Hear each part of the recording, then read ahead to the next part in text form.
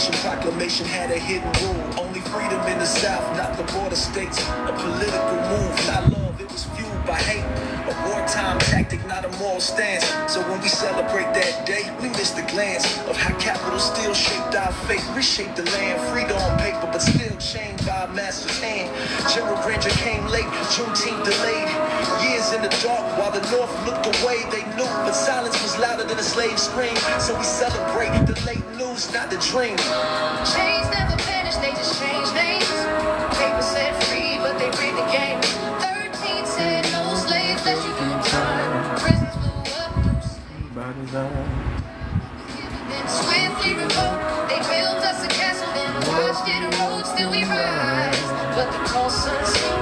This ain't just history, This is our blood. Reconstruction promised 40 acres, hope renewed.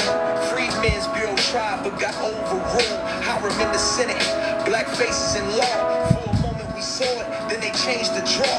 Pulled troops out the South, said handle your own. Left us in the hands of lynch mobs and Jim Crow's throne. White rage organized, burned it all to dust. From Wilmington to Tulsa, fire became trust. Economic sabotage, bombs dropped in silence. They fed them with the black violence. Bred complaints, told us to pull up boots with laces they stole.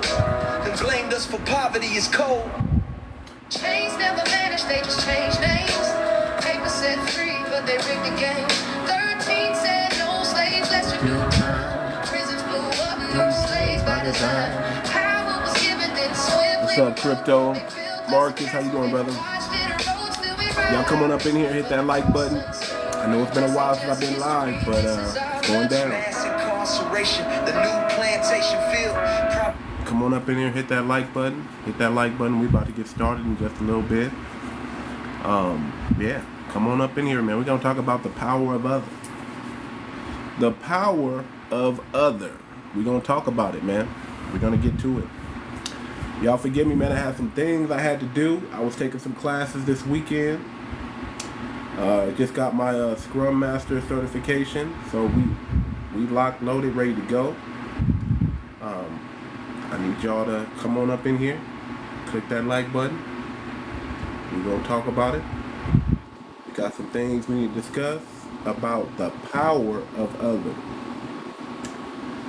Let me tell you what really what sparked this mindset of the power of other. You know, it's been a while since I I was checking these classification boxes, I got certified and I saw, they gave me the box. I guess they wanted to know what group to give credit for this certification to. They always ask you, they can't just say American or non-American, right? They want to know what specific group. Do we give this to the blacks? Do we give this to the whites? Do we give this to the Hispanics? Do we give this to the Native Americans? Do we give this to the Pacific Islanders?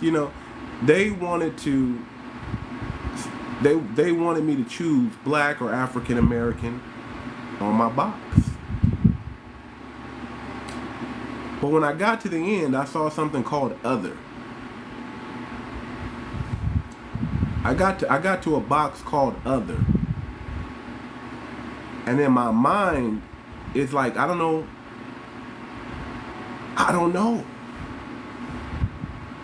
I had to write in foundational black American. Not even FBA. I wrote the whole thing out.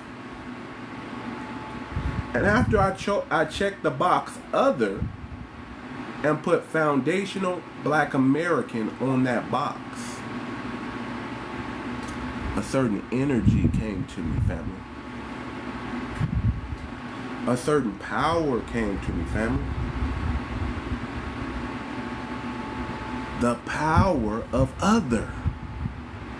You mean I don't have to be lumped in with everybody else? I could get my own special classification in my own damn country? Let that sink in for just a little bit as people start coming in. The power of other. You mean I don't have to be included with all the Caribbeans and the Africans and everybody else who are the non-FBA, who come to this country claiming to be me. I think it's time we make a push. I think it's time we make a push for a new classification. And until they give us what we want, I think that other box. Now I understand there's gonna be we 43 million deep, 50 million deep up in here. There's gonna be a lot of us that are still gonna click that black and African American button. They're still gonna check that box. They're still gonna check the black and African American box. I get it. But enough of us. What do you think is gonna happen when people start looking at those forms and they start seeing that other box checks and they start seeing that word FBA, Foundational Black what do you think is gonna happen? You think they're gonna look at that? You think they're gonna start looking at those forms and be like, what is it? What is foundational Black American? What will foundation? It's always the tethers trying to tell us what we can't do, right? But y'all getting deported out the country. Stop it. Stop it.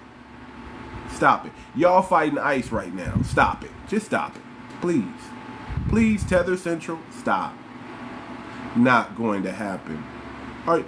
Every time y'all keep telling us what's not going to happen so we can show you. Just like y'all thought, oh, they're not going to come for us. They're going to come for you, nigga. Guess who they coming for now? Guess who they coming for now? They coming for y'all. When y'all said, oh, y'all have no political power, boom, we crashed the whole Democratic Party. So y'all keep testing us. We gonna have to show you, right? We just gonna have to show you. We can show you better than we can tell you. We can show you better than we can tell you. When we tell y'all that, hey man, the time of all you tethers getting involved in our politics, you non-FBA, you non-foundational Black Americans getting involved, y'all can, it's gonna be another laugh now, cry later scenario. So y'all better just start believing when we tell you what it is, because y'all keep poking the bear. Y'all keep poking the bear. It is what it is. So imagine this, man, the power of others, that we just start reclaiming our identity. That's how I see it. That's how I see it. We need to reclaim our identity. We need to make sure that no other person in the diaspora can latch on to what we got going on here. We have to delineate completely, family. They can't, we cannot allow others who didn't really bleed on this soil, who don't have any ancestors over here, take resources from our community. We can't allow them to take credit anymore for the things that we invent, create, and revamp on our homeland. We can't allow no more this invasion of immigrants to come over here and try to cosplay as us and just kind of have us just kind of be safe hiding amongst the 50 million foundational Black Americans. We can no longer allow that. We are going back to identify yourself. Where's your family from? I detect an accent. I see a janky hairline. Where is your family from? We're going back to that, family, because that is our safety. That is our protection. No longer are we just gonna accept you because you want to be accepted. No. we gonna gatekeep the same way y'all do. We gonna say, just like y'all said, I'm not black, I'm Haitian. Remember that? I'm not black, I'm African. But we're gonna say, I'm not African, I'm black American. We're gonna let it be known. When we get an award, when we get a recognition, and they try to say African American, oh no, we're gonna correct them. We're gonna correct them right there on the spot. No, I'm not African. I'm a foundational black American. We're gonna start doing that, family. When we get our wins at the Olympics, when we get our wins at the Olympics, when we get our wins on the job, when we get our wins on entertainment and music, we're gonna make sure that we separate ourselves from the diaspora nightmare. The nightmare of the diaspora that does nothing. What has the diaspora done? Y'all tell me, what has the diaspora done? What have these so-called Pan-Africanists, and when it's convenient for them, they African, what have they done? Well, name it then, Nas. Name it. What have they done? Don't just say a lot. Give me something specific that the diaspora has done. The diaspora, what have they done? What have the so-called Pan-Africans done? They ain't protected nothing. They're ops. Pan-African movement has been a failed movement even since Marcus Garvey brought it over here. Failed. It got no energy until we pushed it. It got no recognition until we pushed it. Let's keep it a buck. Let's keep it a buck.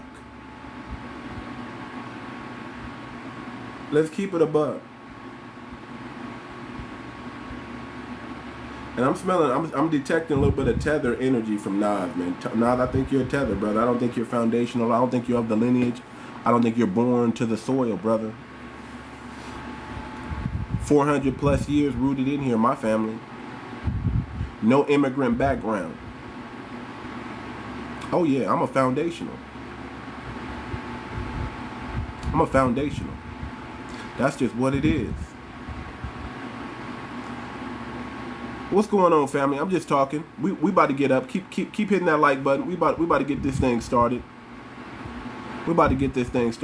Quick break real quick while we don't got the likes up, because I want to start bringing people up. I got to get to 10,000 likes, and I want to bring people in the box, and I want to discuss the power of other. I really do. I really want to get into the topic here. But before we get started, before we really get heavily into it, I need y'all to go check out this website, FBAcoin.org.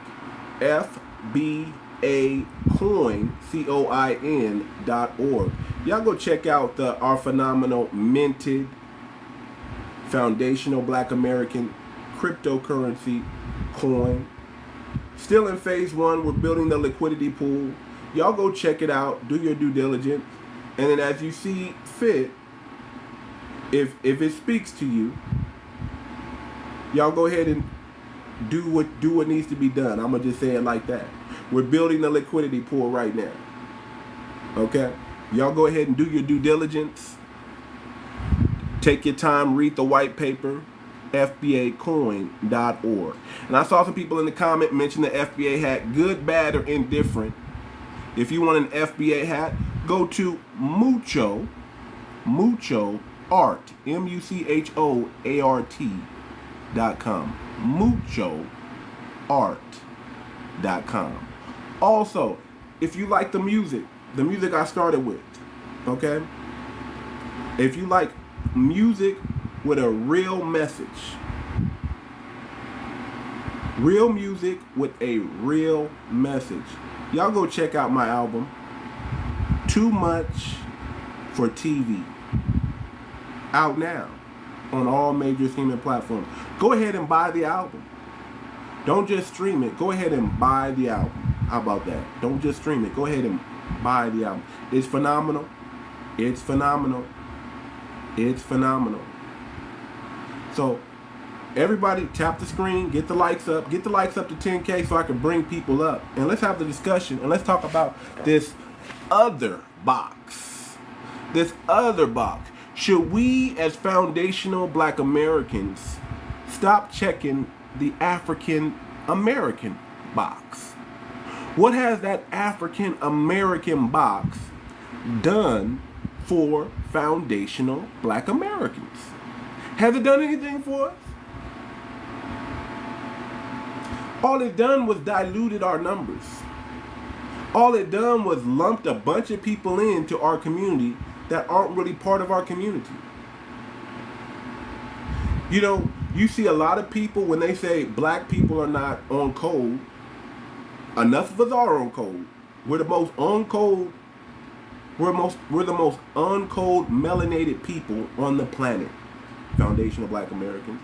But when they do that, they always want to bring up gangs. Gangs in New York. Gangs in California. Gangs. How can y'all be on code when y'all got gangs? But when you look around these gangs, family, I want y'all to hear me on this. When you look around these gangs, it's full of a bunch of immigrants, non-FBA, pretending, cosplaying as us. Do you understand that, fam? You got, man, go to Minnesota. Tether Central out there. They got gangs in Minnesota, family. And they not us. A lot of Los Angeles gangs. Full of Belizeans. Pretending to be us. Go down to Florida, family. You got Haitian gangs. You don't want to talk about New York. A bunch of immigrant gangs over there. But when it hits mainstream media, it all falls on who? It all falls on Black Daddy. It all falls under the word black and African American, doesn't it? Don't we have to take the blunt of it, all that? Don't we have to take the blunt of black gangs becoming black American gangs, becoming all of us, Chicago? Don't it all have to fall on who? It falls on us. If you even look melanated, you're automatically assumed to be black. Think about that, family. They always want to say we're not together because of gangs. But then we have to point out, but then when we start seeing and pointing out, a lot of these gangs, a lot of these bad things going on, ain't really foundationals doing that. Ain't really foundationals use. Oh yeah, go ahead and check out the products that I listed on there from the TikTok shop. There's some good ones. You know, always, you know, if I'm gonna promote TikTok shop a little bit, I'm gonna pick the good stuff, man. You know, like I got this thing. Where is it? Do I have it right here? Yeah, here we go. Let me show y'all this thing real quick. Just a quick break. Y'all see this? I don't know if I can even show y'all. Y'all can see it a little bit. Y'all see this? This thing is good. This thing is good. Go check that out, man. Get your weight up, man. Everybody talking about, man, I done got fat. I done got big backed up in here. Okay. All right, I'm eating good. But guess what I went ahead and did? I got me something to max out on y'all with. If I'm gonna be big, I might as well be cut up in every way. Ready for the WAR, ready for the business. Who want it? 6 foot beautiful. Who want it? I'm gonna give you everything I got. You don't want this. You put a tomahawk in my hand, I'm gonna take a scalp. Stop playing with me. But anyway, yeah, y'all go check out the featured products on today's live, man. Y'all go check it out. That thing that you you push like this instead of doing push-ups, and you can just do this thing and it's gonna get all this up in here. Watch what happens to me. It's gonna get all ripped. But yeah, man, family, we gotta talk about that other box, man, and how we can further delineate and further make a strong power move of classifying ourselves and identifying ourselves, and letting the United States know, letting the government know, hey man, hey, you got to classify us the right way. We are a specific ethnic group. We have a unique history here in the United States, and we're not going to allow our history, our people, our lineage to be watered down or erased by other immigrants coming into this country. And think about this, family. These same immigrants come over here and they try to define what being black in America is. Can you believe that? Can y'all believe that these immigrants come to this country and they try to define what being black in America is, and try to make that, and then they try to tell us things like, you ain't black. What? What are you talking about? You just got here, and you're gonna try to tell me what being black is all about? If you don't go out there and stand for ICE, that's what they're saying. If you don't go out there and stand with us, meaning the immigrants, against ICE, you ain't black. Ain't that some Democrat tactic stuff? Wow.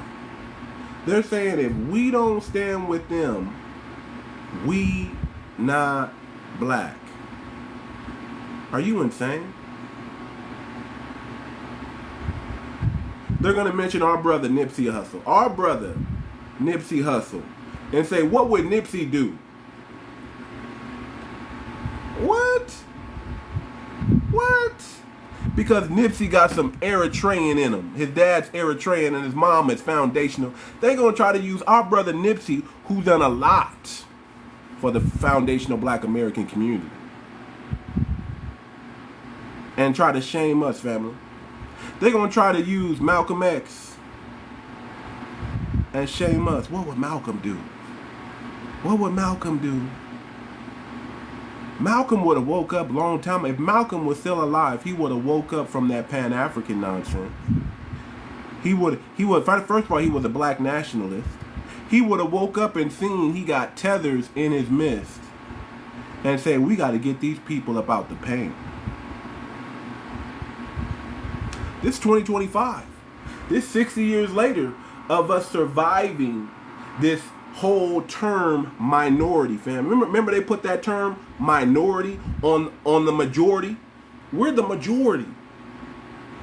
But they lumped us in with the minority under a construct called whitey, and black. Do y'all remember that?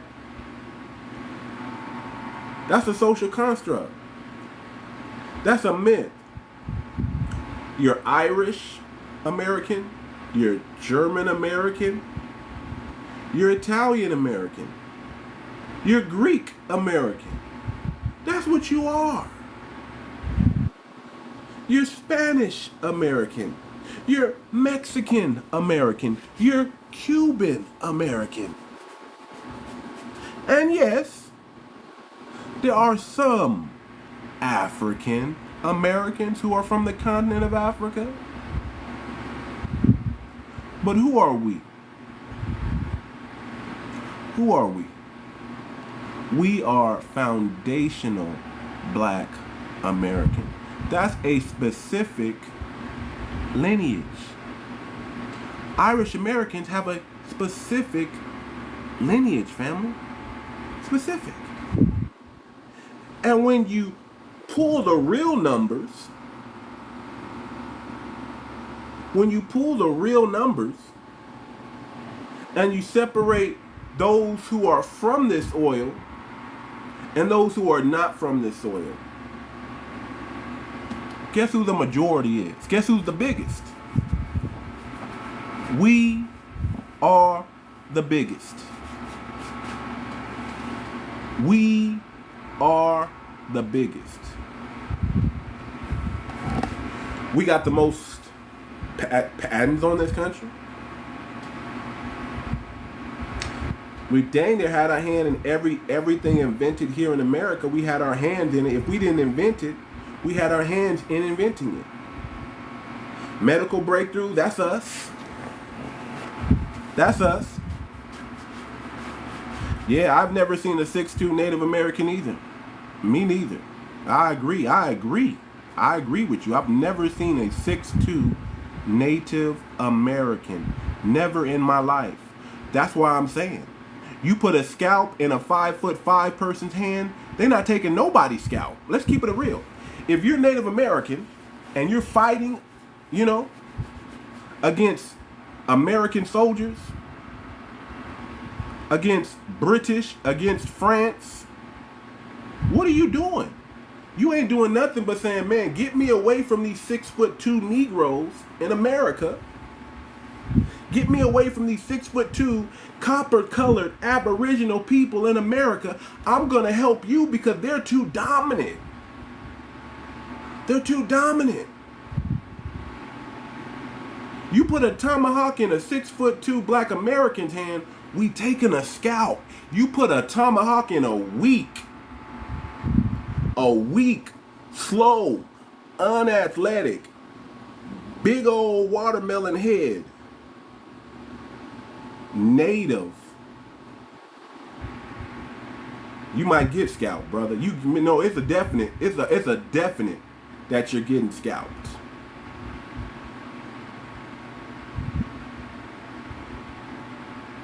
Ain't nobody hiding in the dismal swamp fighting no American soldiers with pew-pews and winning nothing. Shoot, ask the Mexicans that employed the Maroons to protect their border. Why couldn't the Mexicans protect their own border? Why did they need the Maroons to do it for them? Why couldn't the so-called British and the white natives, because they're the white tea people, those are the real natives, right? They called themselves natives first, family. Before there was Native Americans, before the Native Americans were reclassified to Native Americans, there were native whites, native white tea.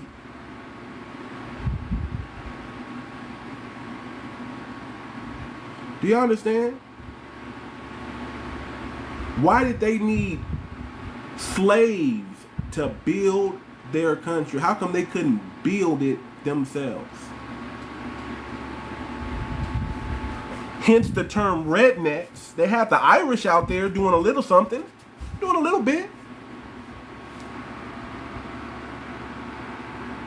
They had the Irish out there doing a little something.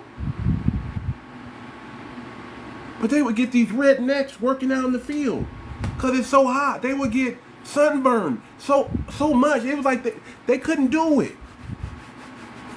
They couldn't get nothing popping off in the 1500s. They waited till the 1600s, and guess what they brought with them? They had some African slaves, and they took a whole lot of copper-colored indigenous black American slaves. It's the only way they can get it done. There was no seasoning in Europe until they discovered a country full of foundational black Americans on it.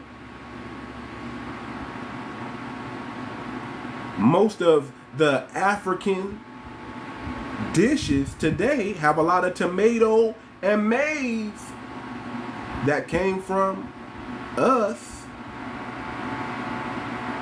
Most of y'all dishes use tomato and maize. Let's keep it a buck. Okay, prove me wrong. What doesn't use tomato and what doesn't use maize in Africa? What doesn't? You tell me. until they discover a country full of foundational black Americans who already got seasoning on it. Yeah, those blacks, let's keep it a buck, those Moors that were traveling back and forth, that were able to speak the language over here and communicate with the indigenous people over here that they brought over with all them explorers. It's amazing why they had to always bring a Moor with them to communicate with the people. They got it from us. They got their medicines from over here, and they got everything from us. But y'all don't have to believe that. That's not what I'm here to talk about. Y'all don't have to believe that. It's cool. Y'all could continue thinking the way y'all want to think. I'm cool with that. I'm not here to convince y'all. I'm here to talk about the power of other. The power of other, family. Y'all get them likes up, man. We almost there. I want to bring some people up. I want to bring some scholarship up. I want to bring some people who can really stand on business and talk about it. So let's talk about when the term African American was popularized by Jesse Jackson in the 1980s. Think about this. We've been reclassified so many times. The biggest con, the biggest trick,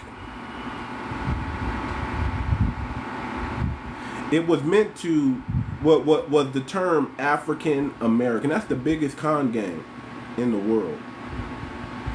It was meant to tie us to a continent and a culture after being stripped of ours. Remember, all our parents, they told us who we were. I used to laugh at my dad. Dad, forgive me. I used to laugh at my grandparents. Grandpa, grandma, forgive me. But they said, oh, you know you got Indian blood, boy. You know, we Indian. I was like, yeah, right. I went to school, Dad. I went to school and found out that we were enslaved Africans, Dad. I went to school, family. Grandma, I went to school, and they told me African American studies, and that was me. So now I know who I am. Now I belong to a place that's other than America. I know. But before we were African American, we were colored. We were Negro. There was a big, strong movement in the 60s and the 70s with the word black. We were black. And before all that, before the Dawes Roll and all that stuff, we were the American Indian. Some were even classified as American Negro. Think about that. They had 3 classifications coming out in the 16th, 17th century. American Negro, African Negro,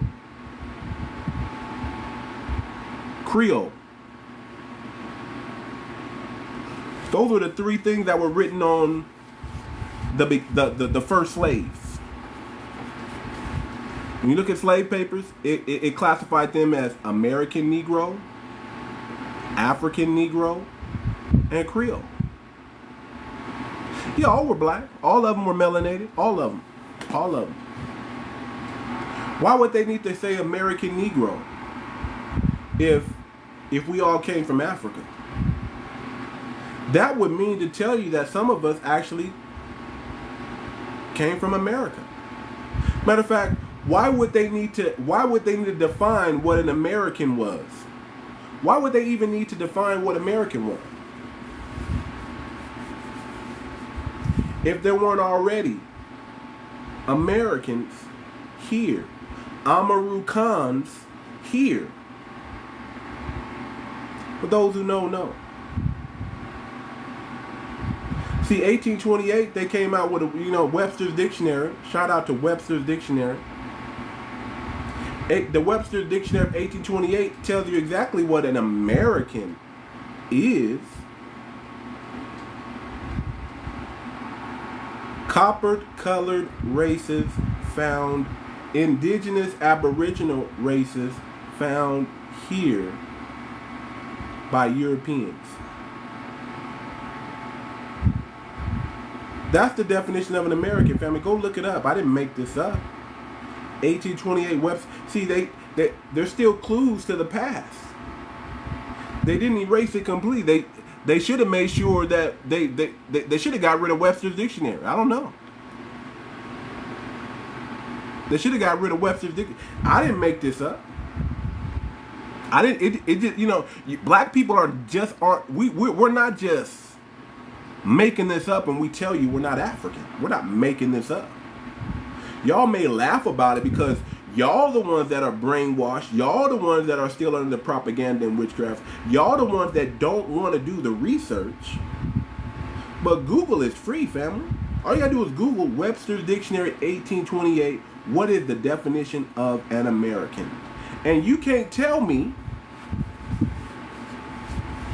that no red native is copper colored. You can't tell me that. You can't tell me that.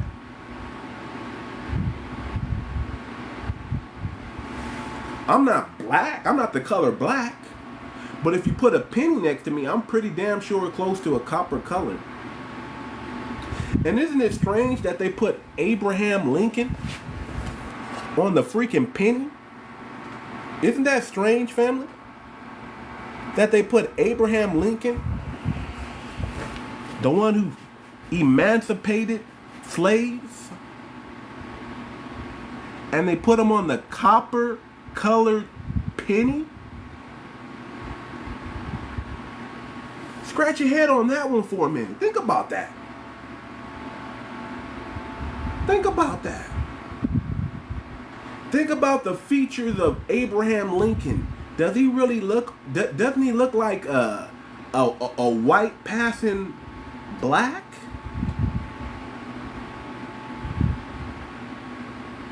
Look like they let some color get up in the White House, right?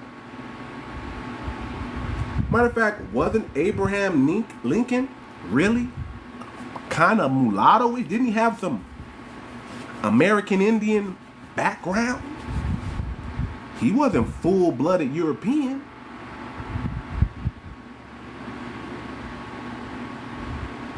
I'm just saying, just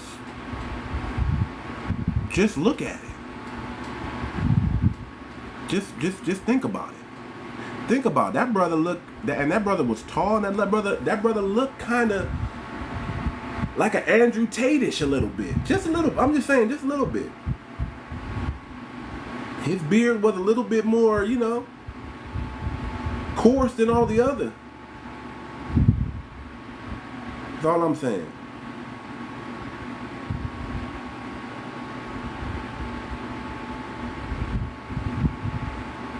He was dark for a full-blooded European. Yeah, he sure was.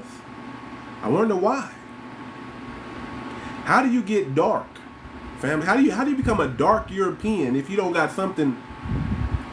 You know, look how dark the Italians were when they first came over here, and how they were called. You know what they were called. You know, they were pretty much called African. That was a slur for them back in the early days.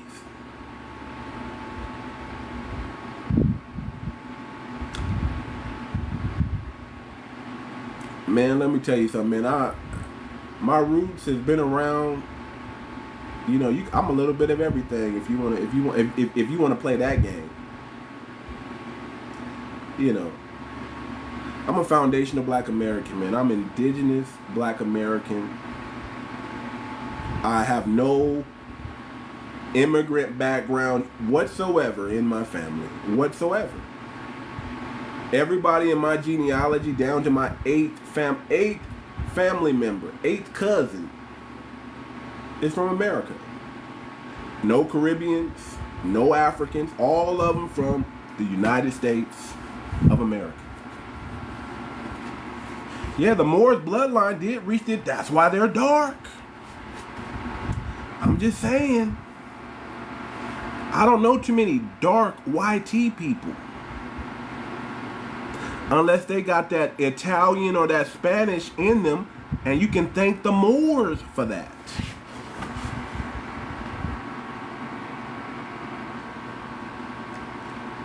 So how we get somebody named Abraham Lincoln and y'all put him on the copper-colored penny? And the definition of American is copper-colored back in 1828. You know, I'm just saying. Just do some research on that. You know, just do some research on that. Do some research on that. Research the term redneck. Where did redneck come from? Where did we get that term redneck from? Do y'all know? Just do some research. All I'm saying, just do your research. Get caught up to speed. Get some scholarship in you before you start running off at the mouth and laughing. Because usually when you laugh now, you cry later. Usually when you think, oh, pretendians, you think it's a joke, you think it's all this stuff. Think about, man, listen, you know how many short Native Americans and Hispanics I run into? You know, they just short. And they act like they some freaking warriors? Are you kidding me? We can look at boxing and see who dominate the sport of boxing. MMA, we can look at MMA and see who dominate MMA. Y'all know who he is. John Bone Jones. Y'all, I mean, what are you talking about? Y'all warriors? When did y'all become warriors? When did that happen? Last we knew, y'all are conquistadors. Y'all got breeded out. Foundational black Americans are the only ones who didn't get breeded out. Canelo ain't dominating anything, man. Mayweather whooped on Canelo. How is he dominating if he got beat? Yeah, you could put Canelo versus people that aren't really that good, and you can make them. You can have the media, legacy media, hype them up and say, "Oh, this fighter is so good," and then Canelo beat him, and then you say Canelo's the best. Yeah, you can rig it. You can rig the game, but he got beat by Floyd. How is he the best? Who beat Floyd? Where's your Muhammad Ali equivalent? Where's your Floyd equivalent? Where's your Sugar Ray Leonard, Sugar Ray Robinson equivalent? Where's your Mike Tyson equivalent? Y'all don't have one. We've been dominant. That's what I'm saying, man. If y'all just use some common sense and just listen, it's not about denigrating anybody. Listen, I'm not saying this because I hate you. I'm not saying this just to put you down. I'm just speaking the truth, the hard truth that you got to understand. I know it's a hard truth. It's a hard truth to understand that, listen, man, was no 5'5" Hispanics who claim to be indigenous run around here whooping on anybody. It just wasn't happening. Y'all wasn't whooping down on no American army. Y'all got whooped back. Whooped back to Mexico. Y'all got whooped back.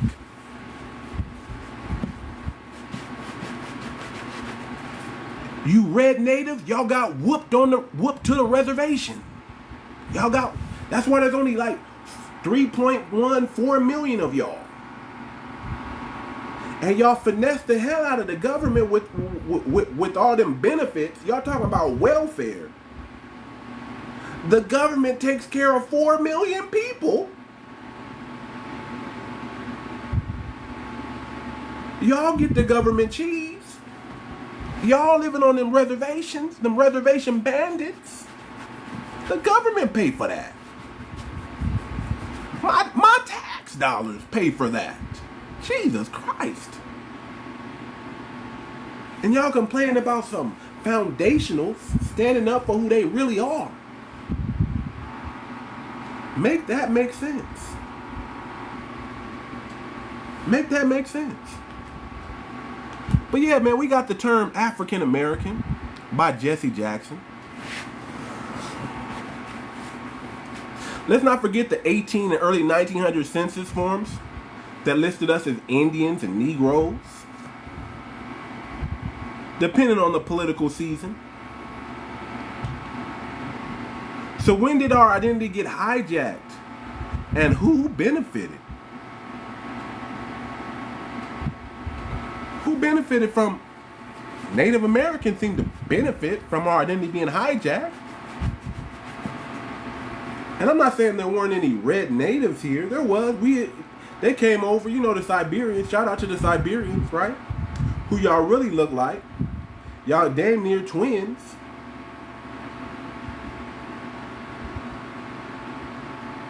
Why is it that Native Americans are getting deported? Why is it that a lot of Native Americans are being deported with ICE right now, and black Americans aren't? Y'all come off that reservation, ICE baby is waiting for y'all. Waiting for y'all. Y'all get the likes up, man. We have 5K. We need 5,000 more, and I'll start bringing people up, and we can have the conversation. We can bring some scholarship to it. We can have a friendly banter, a friendly back and forth. I don't want to denigrate y'all. But I do want to talk. I do want to have the conversation. And when you come up, try to stay on topic. Don't try to take us all around the mulberry bush. Get to your point. Make your point. Don't try to talk for 5 hours. Just get about a minute and a half and make your point. Make your point. That's a long enough time to make your point. A minute and a half is a long. Make your point. When I bring you up, make your point. So let's talk about the identity clash. There's a big difference between a black American from a Ghana. I don't know what is this thing where Haitians think they look like us. Y'all don't look like us. Y'all look like Haitians. Nigerians, y'all don't look like us. Y'all look like Nigerians.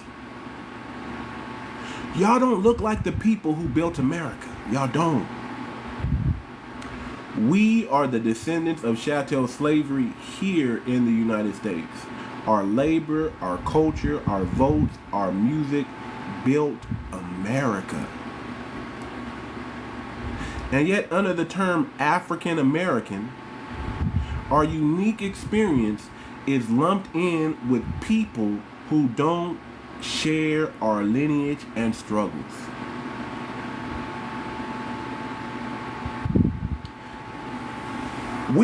I want to say we love our African brothers, but I'll just say we like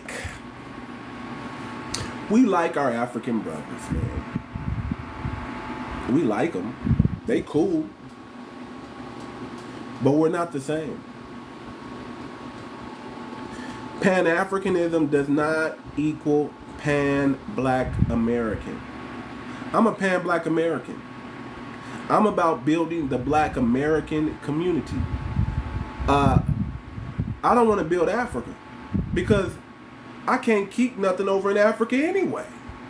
If I build anything over in Africa, it's a 99-year lease. And when I pass away, there's no family member I can pass it to in Africa. It's gonna go right back to who? Africans.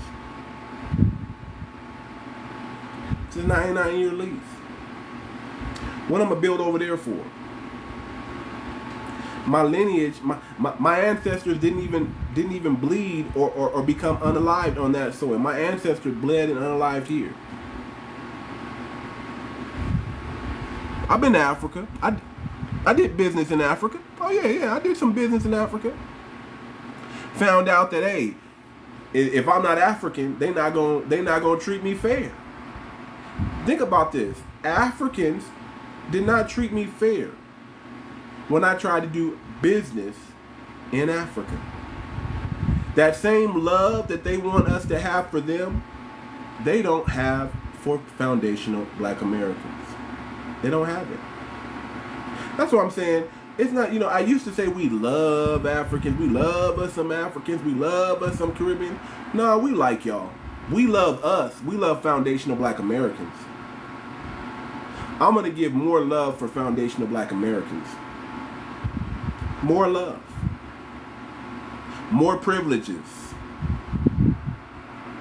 I'm going to go out my way more for a foundational black American. Yes, I am. I'm going to go out my way for foundational black Americans. And depending on the situation, I might do something for an African or a Caribbean. It just depends. Just depends. If I like you, I might do, I got some African friends. I got some, some non-FBA friends. That I might, yeah, man, I'll help you out if you're in a pinch. But I'm going to go out my way for a foundational, is what I'm saying. I'm going to go out my way. No longer am I tied to this, I got to ride with the diaspora. I got to ride with y'all, even though y'all don't ride with us.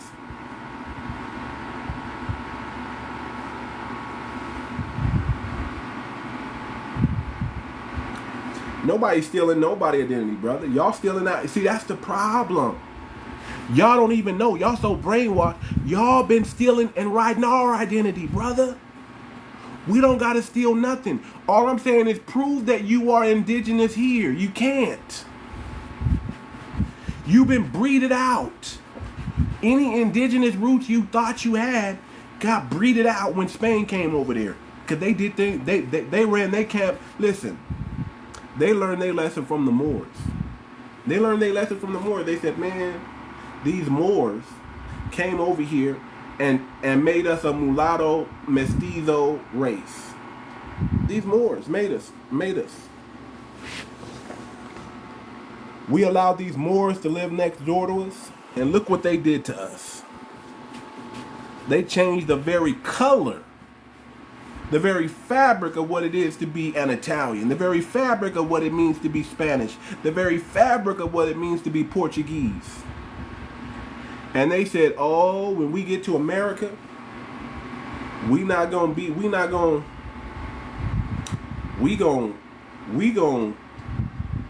change. We're gonna brainwash them with a term called La Raza. So any indigenous y'all thought y'all had in y'all, they breeded y'all out. They had 300 years to breed y'all out, man. 300 years to breed y'all out. We're the only ones that didn't get breeded out because the English didn't do that. They said, no, we need more of these indigenous black Americans to build America. This sun is too hot. Spain, they didn't care. They just said, hey, man, we're going to breed them all out. We're going to use them and use them until we can't use them no more, until they look like us. And then we're going to make them oppress the darker skinned ones. Oppress the darker skinned ones.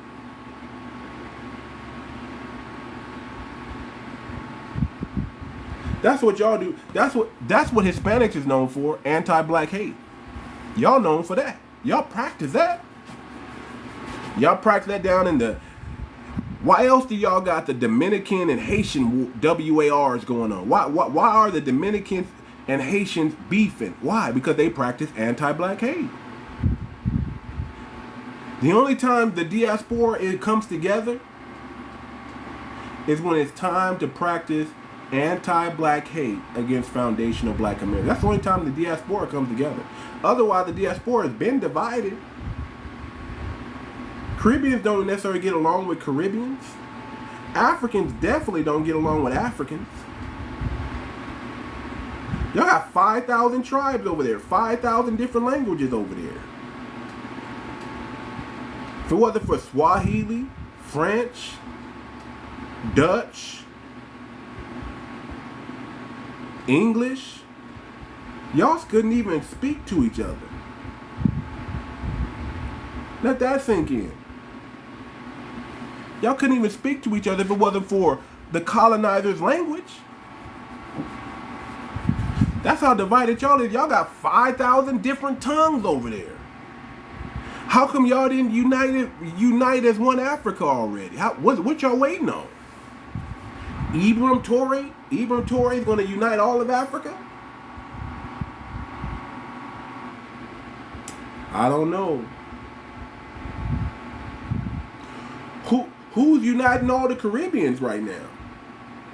Where is your Dr. Martin Luther King? Where is your Malcolm X over there in the Caribbean? Who is it? Where's your Martin Luther King and Malcolm X over there in Africa? Who is it? Who's uniting y'all over there? Nobody. But we united over here as foundational Black Americans. That's why y'all keep saying, help us, ICE is coming, help us. No, it's not. It ain't even about being superior, man. It's just let's speak truth. If you think truth is superior, truth is superior. How about that? Truth is always going to be superior knowledge.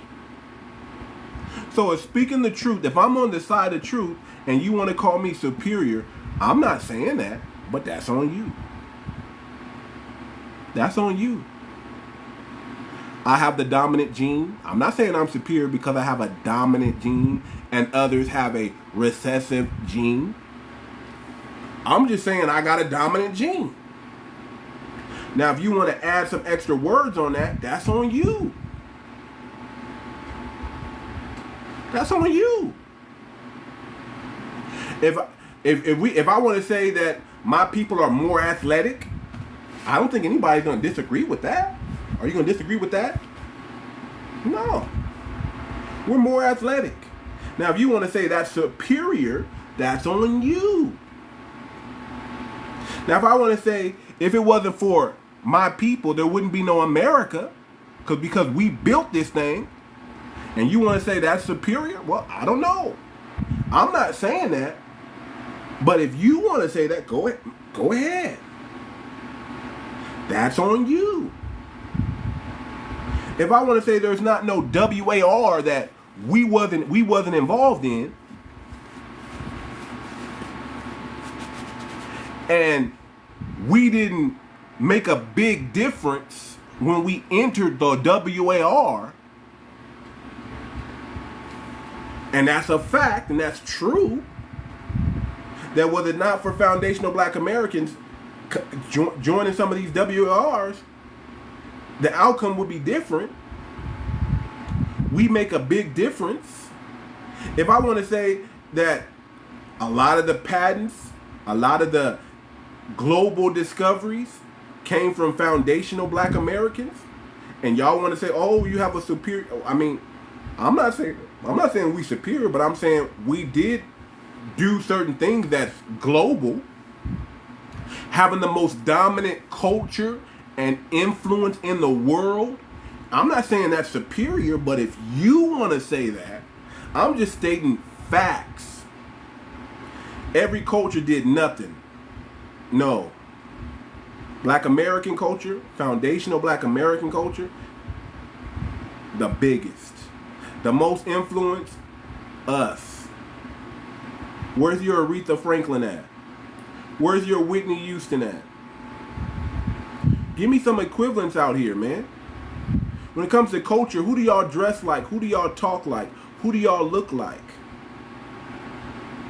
When it comes to fashion, that's important. Fashion, the way you dress, that's cultural. That's everything. The way you come outside and present yourself, who are y'all looking like?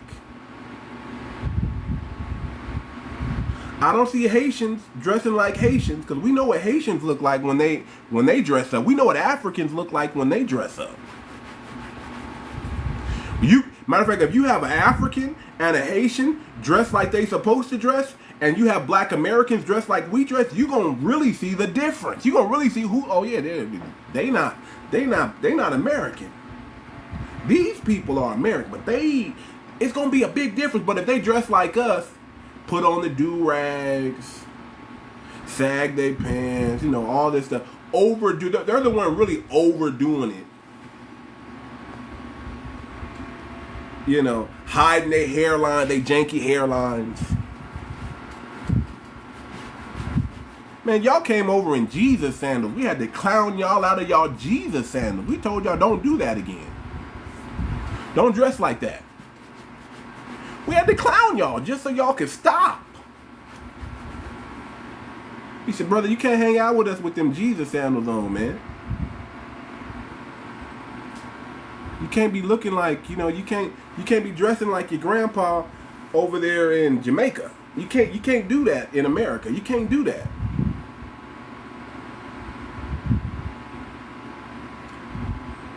Man, if you don't stop it, Puerto Rico, they just cosplay they cosplay black the hardest. Puerto Ricans do. They cosplay black Americans the hardest. Out of all Hispanics, the Puerto Ricans cosplay us the hardest. The hardest. They try to use the N-word. They think they get an N-word pass. I mean, they cosplay us the hardest. I don't know about that. They melanated. I'll give them melanated. I'll give them melanated. The Boicas and the Morenas, they practice La Raza. They got high anti-black hate in their community. Puerto Ricans do. I should know. I got some married into my family. Not by blood, but married in. High anti-black hate over there. They don't like themselves. They don't want to be they claim to be indigenous, but they hate their indigenous blood the most. I'm telling you, Indian. Well, where's your melanated skin to prove it? Conquistadors came in and breeded y'all out, man. I'm just keeping it a buck. They came in, they breeded y'all out. They just breed. That was their strategy. Their strategy was to create a mestizo class, and they did that. They created a mestizo class. Y'all get the likes up to 10K, man, and nobody's coming up, man. I want to chop it up with some people. If I don't chop it up with y'all, then it is what it is, man. It's cool. So let me ask my foundationals out there, man. Where my foundational black Americans? Where y'all at? Are y'all in the crowd? How do you feel about the term African American? Does that term still represent you, foundational black Americans? Where y'all at? Does African American still represent you? That's what I want to know. And when did and this is another question. When did you first hear about the term foundational black American? Just something for the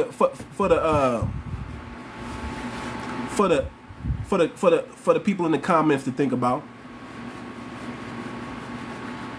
And doesn't foundational black American represent you better than African American?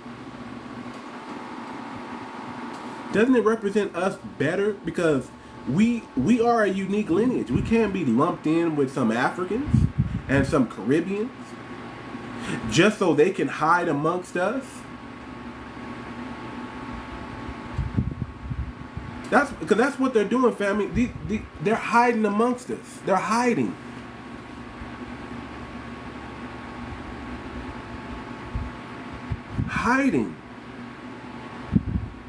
When they get into these positions of power on the workplace under the guise of African American, what do?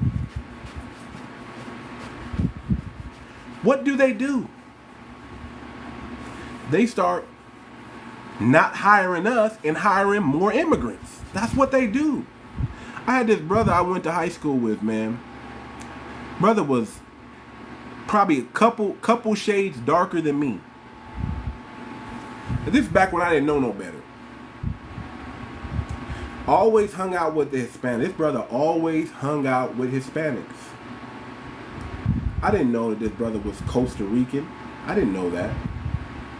I thought he was black. I thought he just, he had the same color as me. I thought he was black in high school. Always had the Hispanic women. Didn't want to date any black girls. Hung around us when it was convenient, but mainly hung out with, and nothing wrong. He hung out with this, he was Hispanic, but I didn't know. He looked like he was dark, man. He was dark. He was dark. Brother, then all of a sudden, we went from high school, we got the same job working at the same company together. Same thing. Brother had all the Hispanic women. This brother just had the gift to get Hispanic women all the time, and he was dark. And I couldn't understand it, family. I was like, why this brother always hanging out over there? Why this brother, you know, he give us dap, you know, he cosplay as black when it's convenient when he's around us, but he's really speaking the Spanish cultural language. And then I start understanding about Dominicans and, you know, dark Cubans and, you know, Costa Rica. I started understanding what that was. And one time, and then when I went up to the brother one day, I said, man, ain't you black? He said, no, man, I'm not black. I'm Costa Rican. Blew my mind. Blew me away. Like, what's Costa Rican? What is that? What is that? I said, nah, man. I always thought you was black, man, like us. He's like, no, man. I'm not black. I'm not black like you. That's what he said. He said, I'm not black like you. Brother's darker, just a couple shades darker than me. Not too dark, but a couple shades darker than me. He said, I'm not black like you. These are my people. And he started speaking Spanish. Blew me away. Blew me away. I didn't understand. I was young. I didn't understand. And he kind of, you know, he didn't, you know, he always dressed, you know, with, you know, he didn't really dress urban. He dressed it, you know, he set himself apart. So I was like, cool, man. All this time I thought you was black, but you're really Costa Rican. And his wife today, man, not even close to his complexion. She's like the white Hispanic. And as I did some scholarship and some reading, I started reading up and I started learning about La Raza. I mean, I've heard that term before. I've heard the term, even in high school, I heard the term. I didn't know what it was, La Raza. I'm from California, so you understand, I know what this is. But that's what it is, man.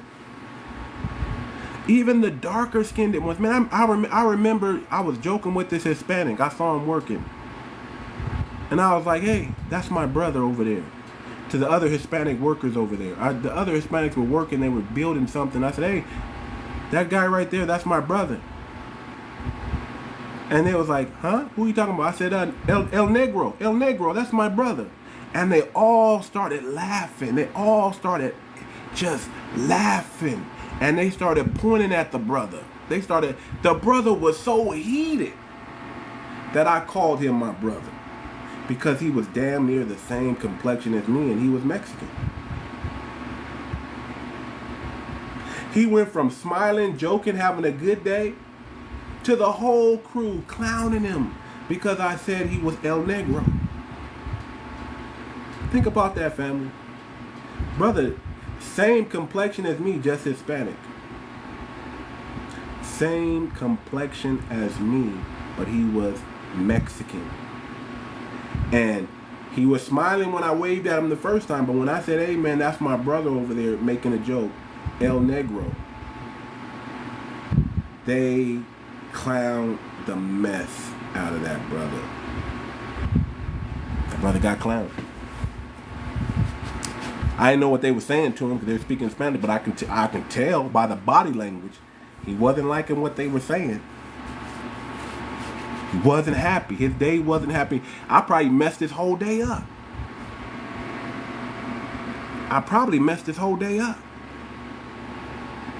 Okay, we almost at 10,000. Get the likes up to 10,000. I want to bring people up.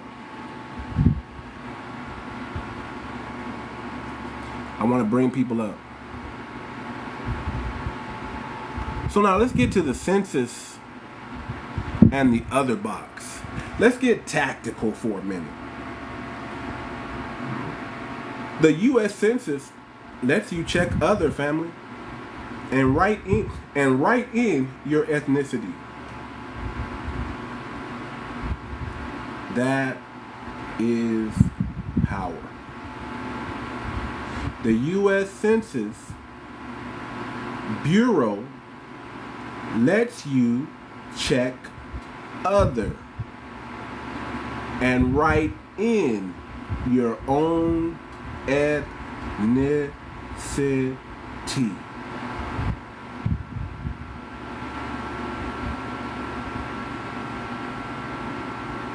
That's power, family. The moment FBAs start checking the other box and writing in foundational Black American, we create a measurable political block. Let me say that. Do you understand how powerful? Do you understand how powerful that is, family? The moment FBA start checking other and writing in foundational Black American, we create a measurable political block. And guess what? Political blocks get resources, family. Political blocks get resources. Yeah, you're right. There's no such race, but there is an ethnicity. That's how crazy it is. There's no race. Black and white, that's a race. And that's really like a fake race too, because it's only really a human race, right? See the social construct? But ethnicity, that's real. Culture, culturally speaking, that's real.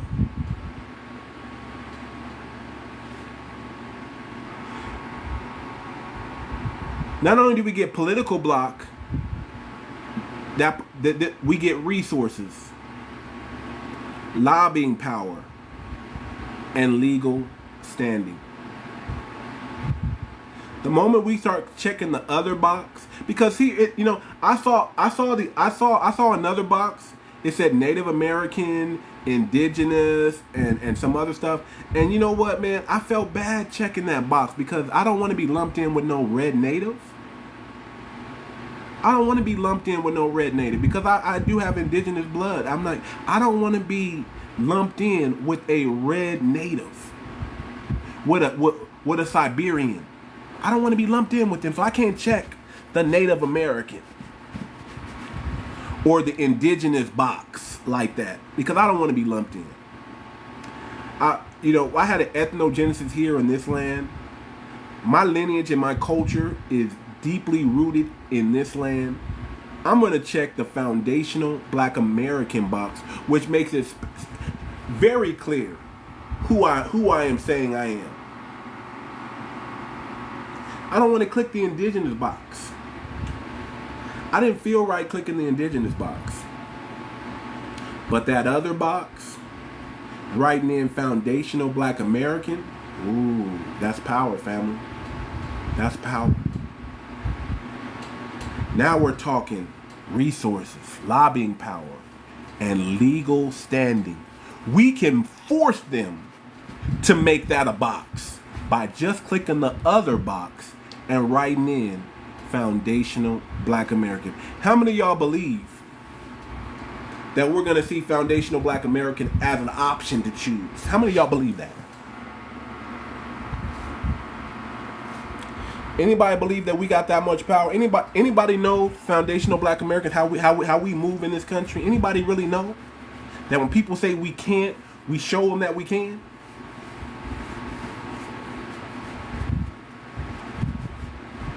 Yeah, the real Mayans were. Yeah, you're right. The real Mayans were copper colored. Yeah, you're right. Copper color, cinnamon color. My complexion. Yeah, you're right. You're absolutely right.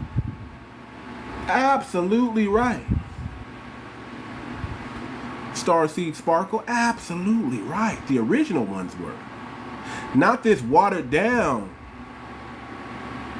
Italian conquistador looking people that we have today. If Iron Eyes Cody can cosplay as a Native American, That should tell you right there. 𝗖𝗄𝗏 𝘁𝗁, one of the biggest stars for Native Americans. All the cowboy and Indian movies. He's Italian, y'all. 100% Italian. If an Italian, a whitey, or a Mexican or Hispanic person can play you in a movie and be Indian, you're not really indigenous, man. Sir, you're not really indigenous.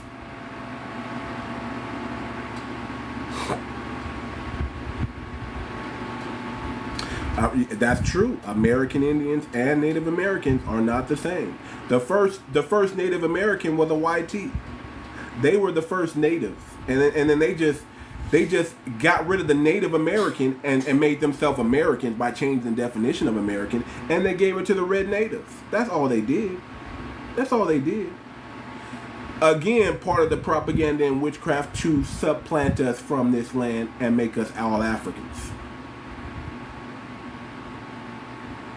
That's what they did. We're almost at 10K. We're almost at 10K. Think about this. When Hispanics click the Hispanic box, they get resources. When Asians click the Asian box, they get resources. Even subgroups within them, Mexican, Filipino, Chinese, all get counted. Why not us? Imagine if 20 million, not even the full 50 million, but imagine if 20 million black Americans checked the other box and wrote in FBA. Politicians would have to recognize us separately. Reparations would be impossible to dodge, because now we're looking at lineage-based policies. What happened if the Democrats woke up and everybody, all 50 million of us, let's just deal with 20 million. 20 million people were claiming to be foundational black American in this country. Republicans, 20 million people were claiming to be foundational black American in the country. They would have to cater to them, a specific group, if they wanted their votes.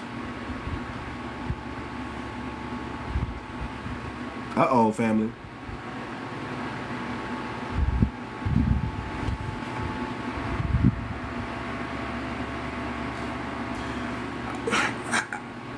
Only 20K black Americans claim that. 20K? I mean, I don't know the numbers.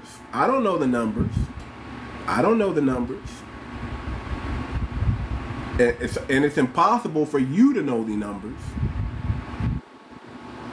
That's just guesstimating.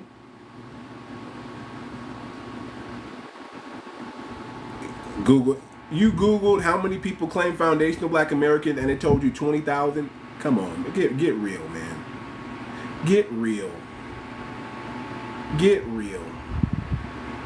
Just shut up. There's 50 million of us. There's 50 million foundational black Americans, whether they claim it or not. There's not really a census to say until we start checking the other box. When we start checking the other box,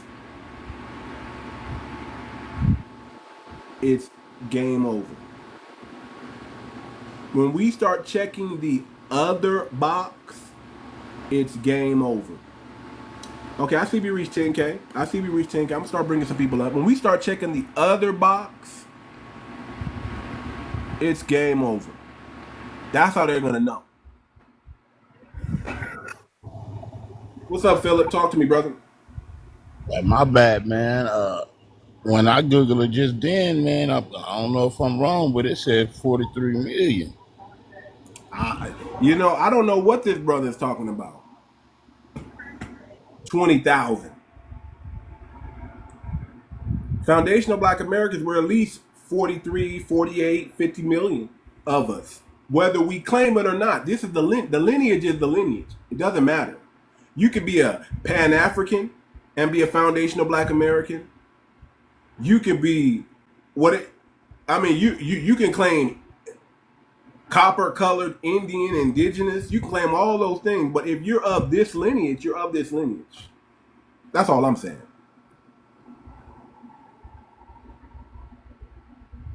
So what do you think about checking that other box, Philip? What do you think about checking that other box? What do you think about us making a bold? You know, they won't allow us to. They won't give us that option to choose, but we can definitely write it in.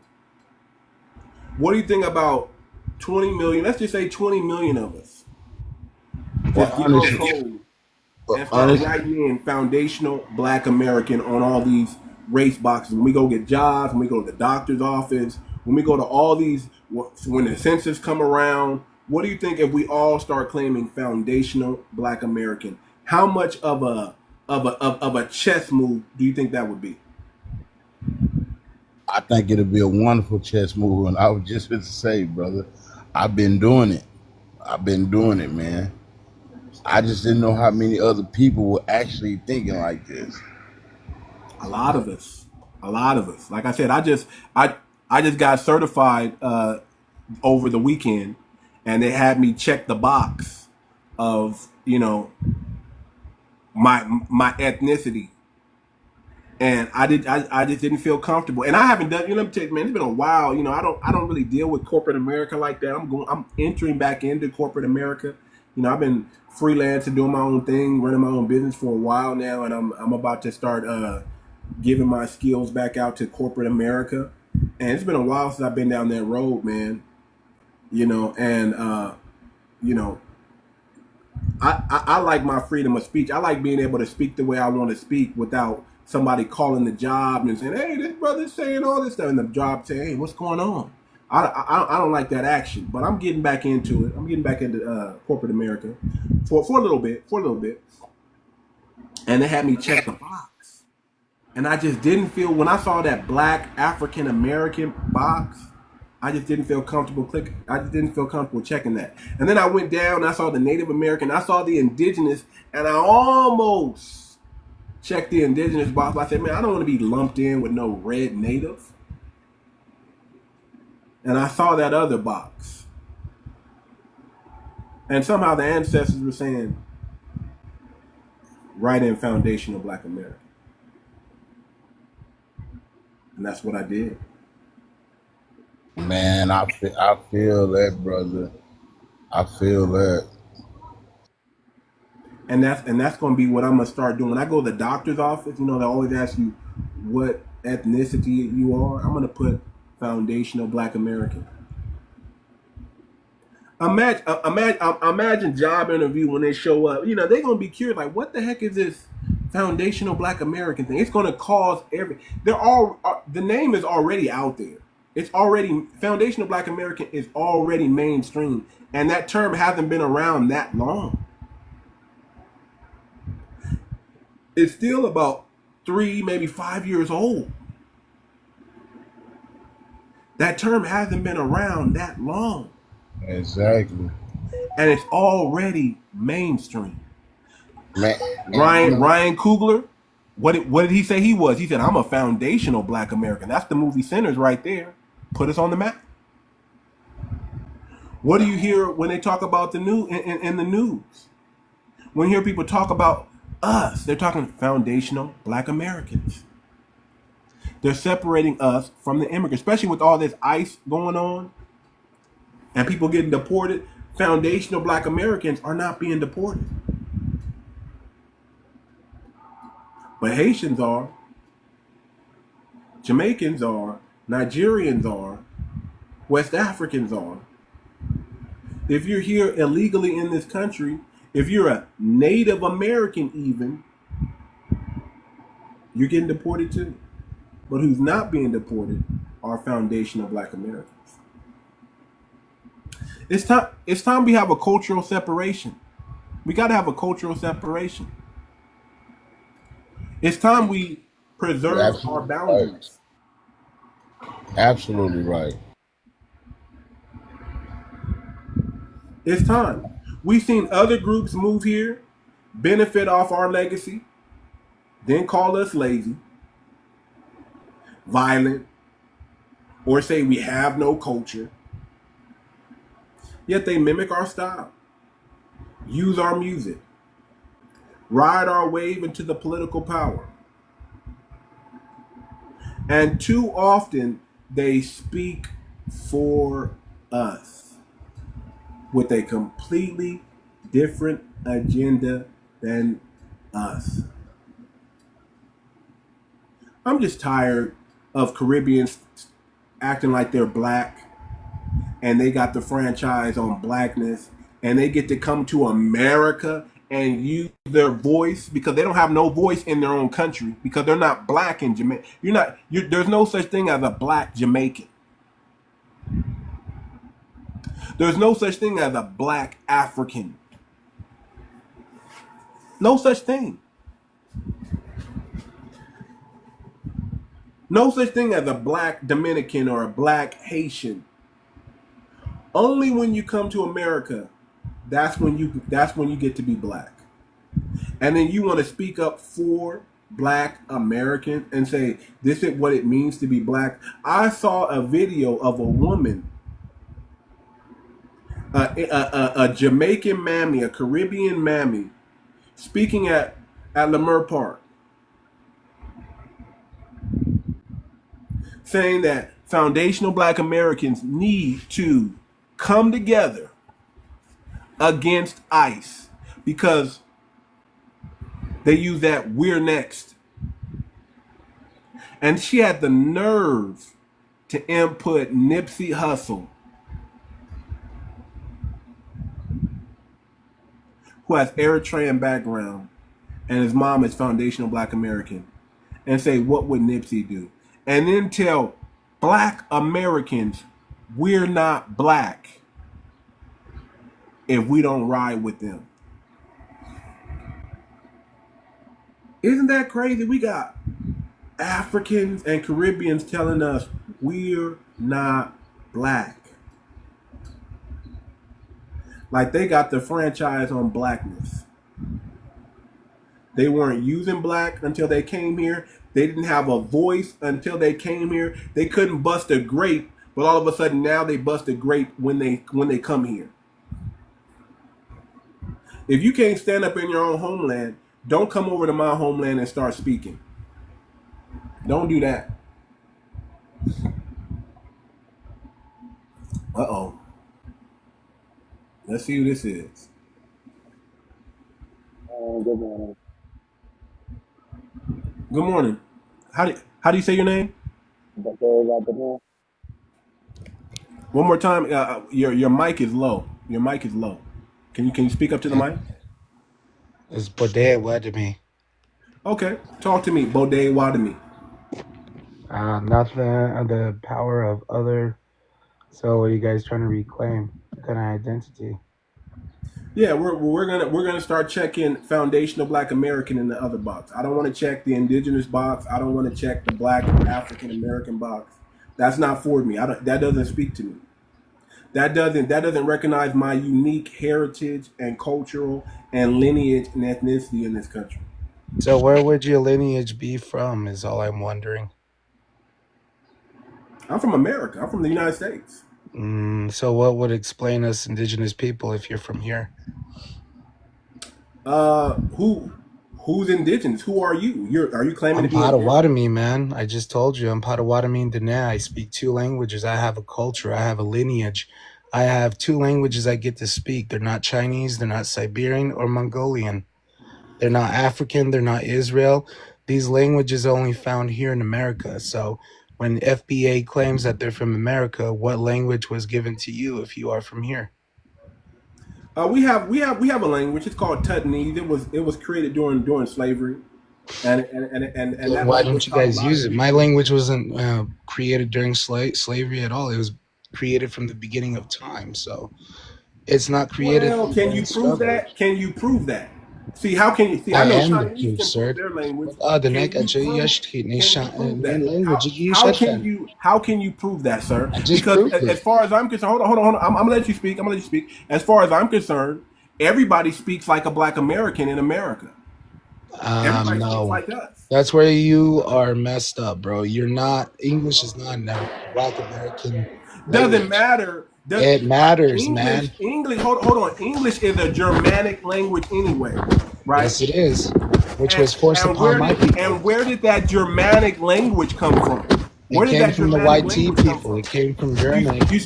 No, it didn't come. Germanic language didn't just. Who's the parent of the Germanic language? Man, that's not your language, man. Okay, we can go That's back. not your We can language. go all You the way gotta back get it to straight in Latin. your Where head. did Latin come? See, you see what I'm saying? Well, when we're talking about languages, hold on, That's brother. your continent. That's why It's that language hella comes loud. from your Don't come up here continent, with from a Africa, hot mic. not from my It's continent. hella loud. Hold on, brother. Don't overtalk the host.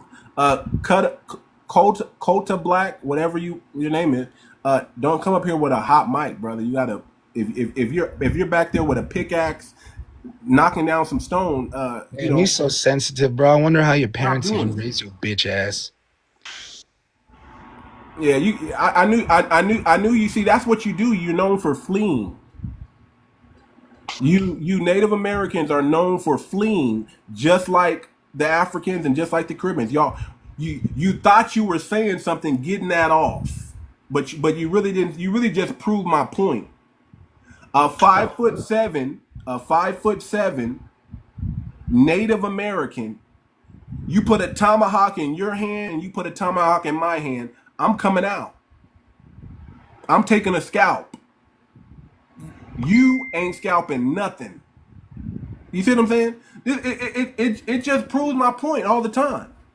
The anti-black hate is real. They hate the fact that we can claim Aboriginal and Indigenous to at least the United States. We've been here for 400 years.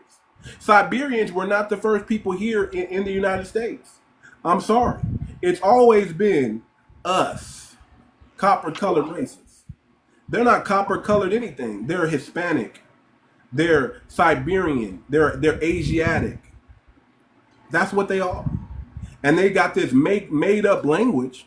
Yeah, that they got a made up language that was given to them when they came here. So it is what it is, man.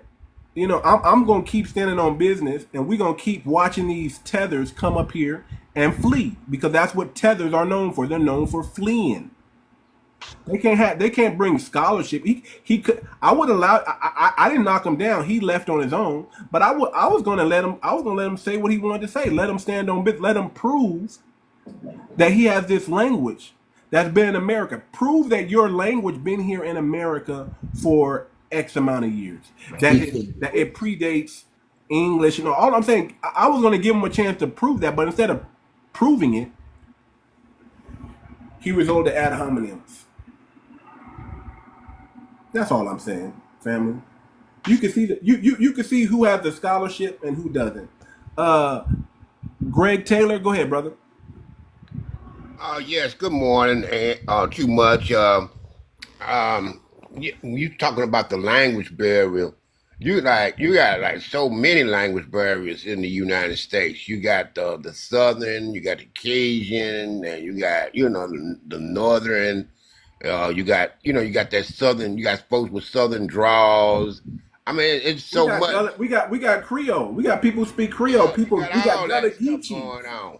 I mean, it's like when I go places, they don't even know where I'm from, or But when you look at the European thing, it's just like when they go and colonize over in Africa or somewhere, just think what's happening over in Maui and what do you call it, Comuna-Basso or whatever. Burkina Faso. Yeah, and see, they putting they putting them out. The colonizers out, and they're getting mad behind that. But anyway, that's another topic.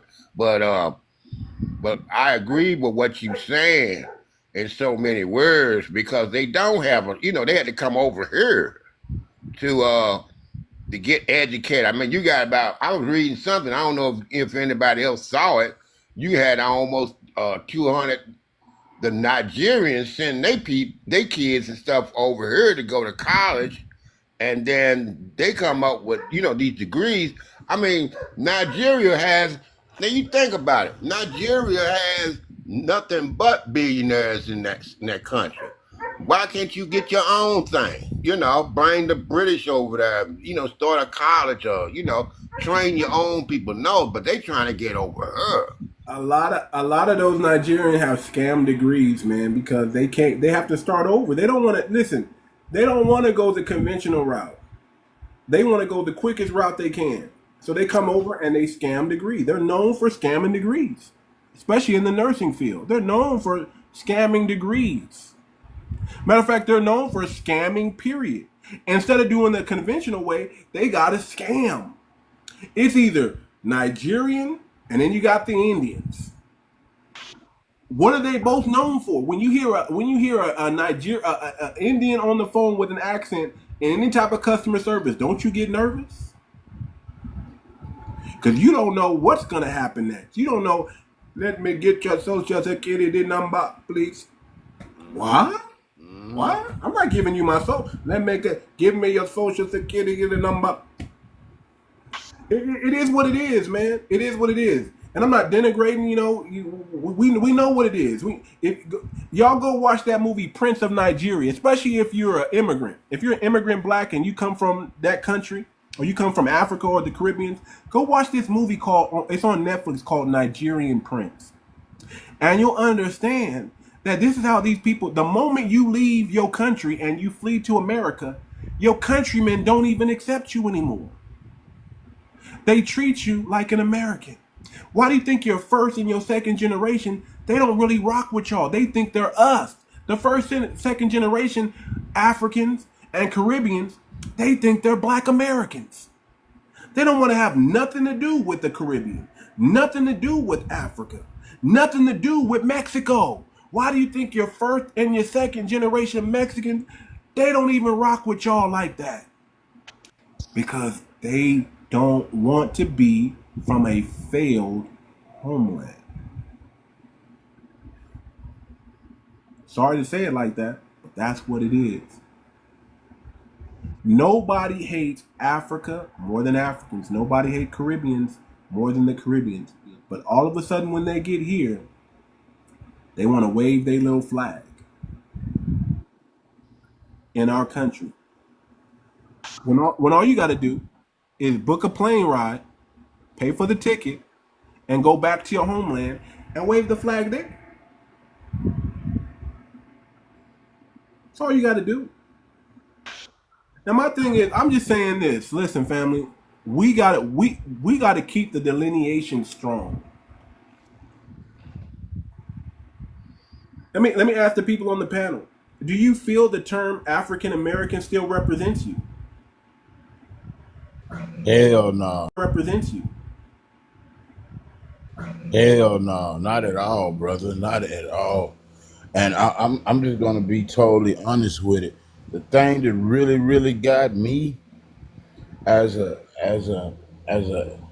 foundation American is when they felt the need to talk up for us. That's the thing that really woke me up. So it's their fault that they woke the person with my mindset up. We don't need nobody to talk for us. That right there is out of line now. Our people that did everything they needed to do, and we done made every stride that we done made in America, without tucking our tails, keeping our heads held high. And when somebody comes and wants to represent and talk for us because they done read something in the book and don't know nothing about the ancestors, Mama and Pawpaw and them, that right there did it for me. That's just my opinion, sir. I agree. I'm tired of Caribbeans and Africans saying we don't need reparations. What do you mean we?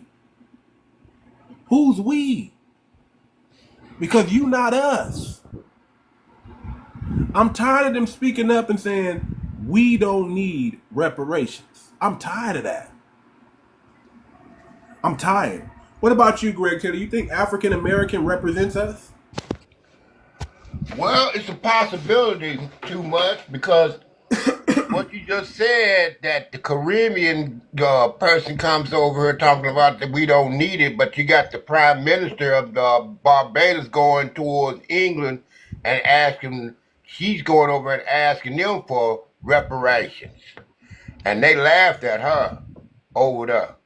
But the Yeah. thing is that. Think about it. They want reparations for them, But but what when I'm they come saying to is America, that they want to speak for us and that's say, what I'm saying. we But don't it's need kind of reparations. hard because you got to think about what happened towards slavery and the history behind, behind everything, because everybody else just can't get it. Because if you wasn't a slave or a Union soldier fighting, in the Civil War, black a Union soldier, which you know and I know and everybody else know, if you got some common sense about yourself, you the only one should get it. But no, but when they killed Lincoln, when they unalived Lincoln, when they unalived Lincoln, they turned around and they had General Sheridan to try to give 40 acres to certain people down in South Carolina. But then when they unalived Lincoln, they turned around and took everything away. Because you had a vice president, I'm going to say Lyndon Johnson, but Johnson, that took everything away. But it's kind of hard, because number one, you gotta. That's what Harris was talking about when she was running. But so many people don't get it. You got to go. I mean, everybody that's black, that's in the United States ain't, black. You got to look at the point is that the ones that's been over here, give them their dues. But then still, you look at the point is the ones that's coming over here, like the Nigerians and everybody else, they don't deserve that shit, man. They don't deserve it. So you got that's what Vice President Harris was talking about. This has to be researched. Everybody can't get it. And that's the bottom line, She part of the one that can't get it, bro. Who did you say need to say? Shout out to Dr. No Job. Who did you say? Vice President Harris? Vice President Harris. Come, you got excuse. I got my Do you think she was a black woman, sir? Do you think Kamala Harris was a black woman? Well, I mean, look at that. She ain't from. I mean, her mother wasn't from here. Her daddy wasn't from here. I mean, then you're looking at. I mean, you see what I'm saying now? So why would we care about a tether? Someone who's cosplaying as black to do anything for us? I understand what you're saying, but I'm just saying that that's what she was saying. It's not that I agree what she was saying. It's the point is that it's fact, okay? It's fact. Okay, all right, man. Okay, let me just wake everybody up to what's really going on, so y'all can stay on code. I want my people to really be on code, man. Stop being off code. And if you don't know, I get it. You just don't know. We are not beholden to any political party, people, as foundational Black Americans. We are the only group that are saying no to political parties. We are not beholden to the Democrat Party, and we're not beholden to the Republican Party. If you don't give us what we want, if you don't give us tangibles, if you don't give us lineage-based policies, you don't get our vote. I don't care what party you are. So if you are a staunch Democrat, this is your time to separate yourself from the Democrat Party. This is your time to stop speaking Democratic talking points. This is I don't want you speaking MAGA talking points. I don't want you MAGA either. I want you speaking lineage-based talking points. That's how you stay codified. The moment you start bringing in other parties' ideologies into the foundational Black American ideology, you dilute us and you mess us up. I should not be hearing you sounding like a Democratic shield on here. We should not be bringing up. I don't even know how Kamala Harris got in this. Listen, she is a nothing burger. Okay, she's old news. She got washed already. She's stomped on. Let her go down the drain. If it's not about if you're not black first, if you're not lineage first, you're the problem. We cannot have dual allegiance within foundational Black American culture. You cannot be a MAGA foundational Black American. It doesn't make sense. You cannot be a Democratic shield foundational Black American. It doesn't make sense. It doesn't help us at all. Doesn't help us at all. We have delineated from these parties. Cole Black, man, you always coming in with a hot mic, man. Cole Black.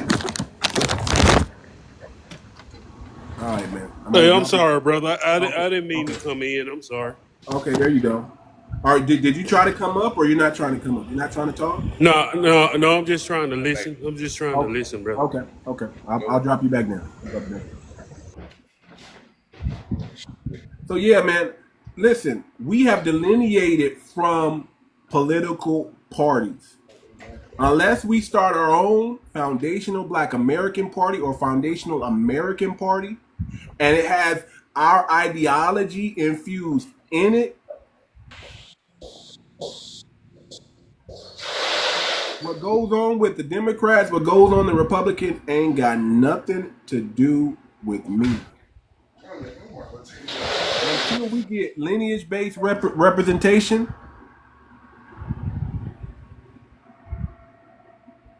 I can't rock with them. And that's why the quickest way to get that representation,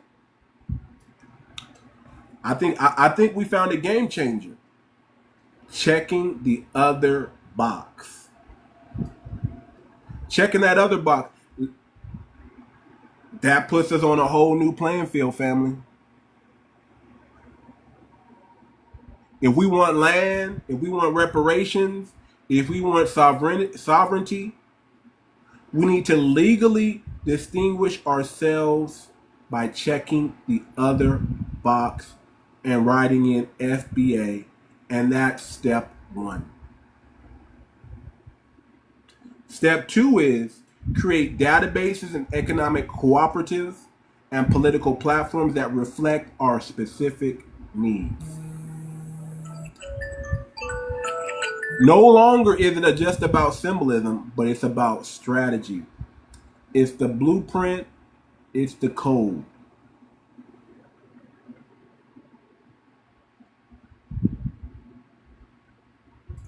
Let me ask the panel this question. Do you think being grouped in with non-FBA Black people has hurt or helped our progress? Oh, for my opinion, off top, it has definitely hurt our progress. And I'm glad you caught that while ago about 𝗔𝗶𝗴𝗵𝘁𝘀, because to me, that is the exact problem right there. That woman wasn't going to do nothing for us, just like Obama didn't do nothing for us, in my opinion. Because the truth was, they wasn't us. This is what I'm talking about when I say that identity stuff right there. Having other people speak for us. That's what we need to stop. You know what I mean? So I agree with that totally, man. Nah, we don't need nobody speaking for us, bro. No, aren't you tired of it? Aren't you tired of Wes Moore speaking for us and big up in his Jamaican heritage? Yes.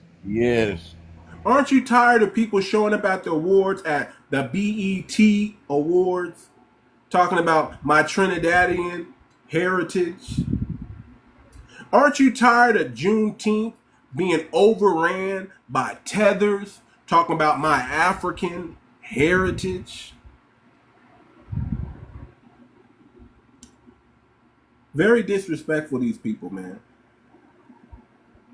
And listen, I don't got nothing. Listen, I'm gonna be. I don't got nothing against Africans. I don't got nothing against Hispanics. I don't have too many Native American friends. I don't think I have. Do I have? I don't think I have any Native American friends. But I don't got nothing against Native American. I don't got nothing against YT. I got some YT friends. We cool. But we gonna tell the truth. And if the truth offends you, that's not my problem. If the truth hurts you, that's not my problem. We're going to speak truth. We're going to have some integrity. Right? We're going to tell it how it is. And if standing on business gets you upset, then so be it. I don't listen. My dad raised me one way, and I can't change. He raised me to stand on business. He raised me to have a voice. He raised me to be stubborn. I'm stubborn. You got to prove me. You got to come with some scholarship if you want to change this mind. Because my mind is already made up. I know what the truth is, and I'm going to stand on it. I'm going to stand on it. I don't want your money. There's nothing you can bribe me with. Hey, y'all. Who is this? This is Denver. Okay, Denver. I'm gonna drop you down, brother. This is a little bit too mature conversation, brother. But thank you for showing up, man.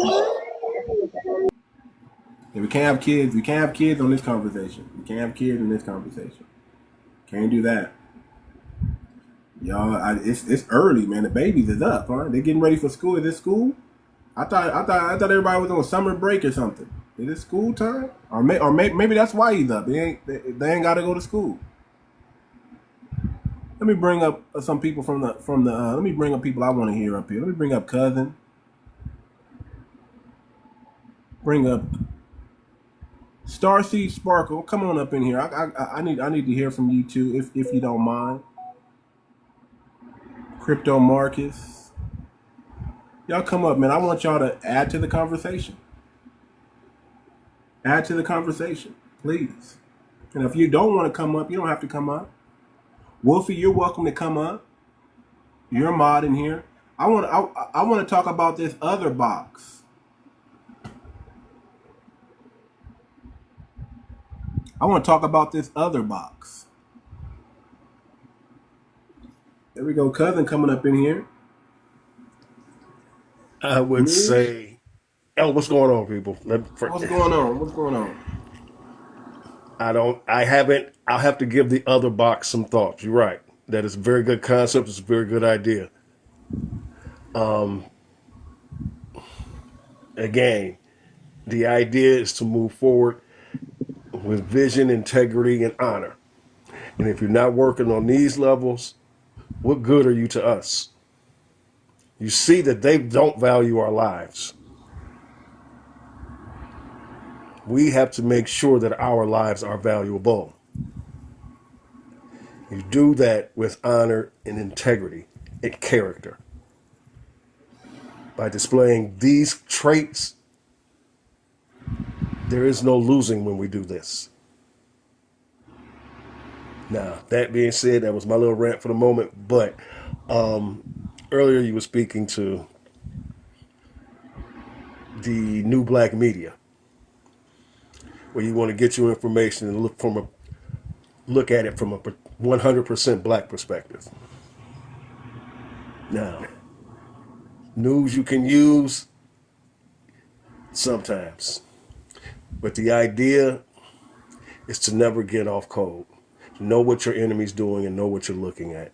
The new black media would be Professor Black Truth, The Black Authority, 𝗤𝗏𝗏, Vicki Dillard, Afro Elite, 𝗤𝗔𝗂𝘁𝗂𝘁𝗂𝘁 Cabrera, and a host of other young brothers and sisters are out here making sure that we move on code. On code. On code. That's what Now, it's all about. On code. You're not know gonna get where on we're code by coming watching from. legacy media, family. You're not gonna get on code by taking on the ideology of these political parties. That's not being on code. Being on See, code, it deals with our grassroots. You got to be plugged into the grassroots to know what's going on. Go ahead, cousin. Sorry about that, brother. no, I'm just going to say we have to stay connected in our thoughts and in our movements. You know, we know where we are. We know what we're doing. We move out of the way. Let us get our information directly. Everything you're getting from them is a lie in their favor. We've seen it too many times. From boiled water to car broke down.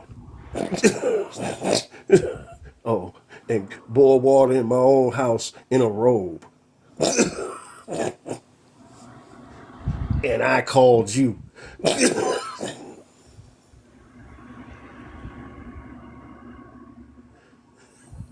Okay, sorry. That's all good.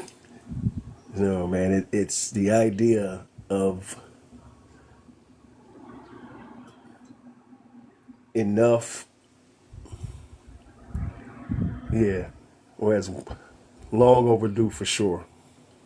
Long overdue for sure. Yes, indeed. Now,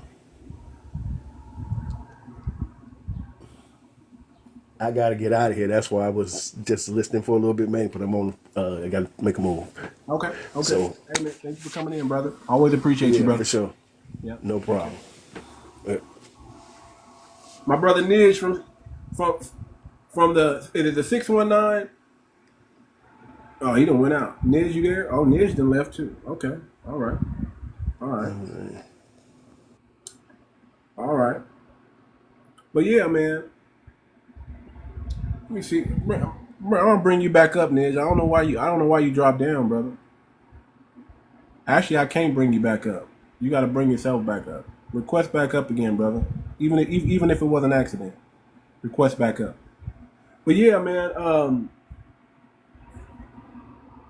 That other box can be powerful, family.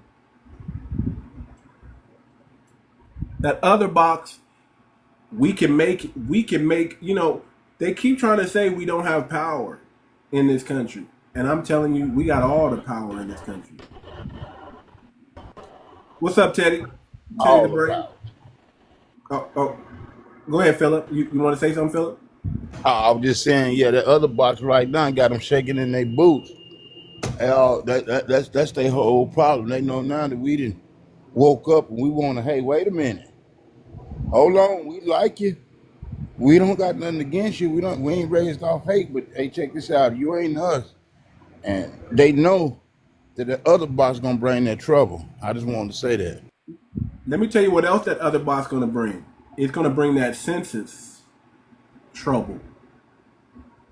When they find out we the majority in this country and not the minority. See what America's afraid of doing is they're afraid of breaking us down ethnically. They want to use social constructs like white and black to divide us.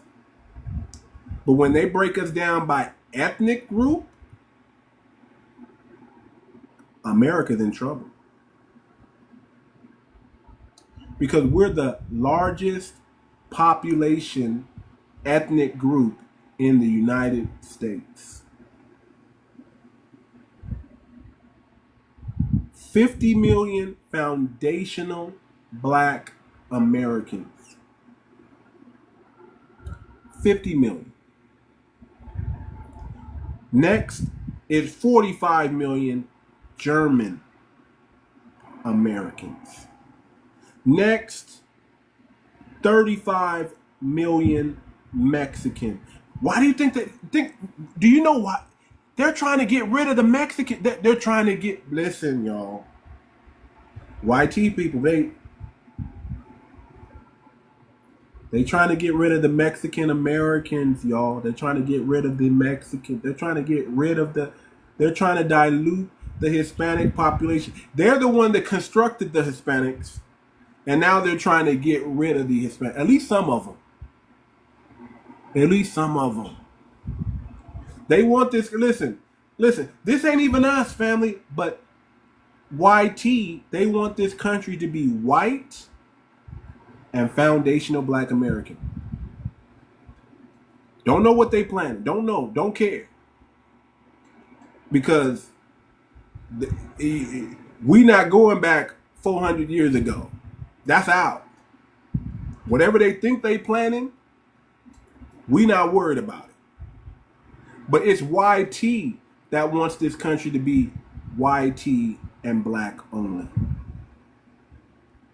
Don't know why. Somebody got to go to their think tank meeting and figure out what's going on. But they're the ones stomping down. Black people are not stomping down on Mexican Americans. We have nothing to do with ICE. That's YT. But 35 million Mexican Americans. And then after Mexican Americans, there's 30 million Irish Americans. And then fifth is 24 million English Americans.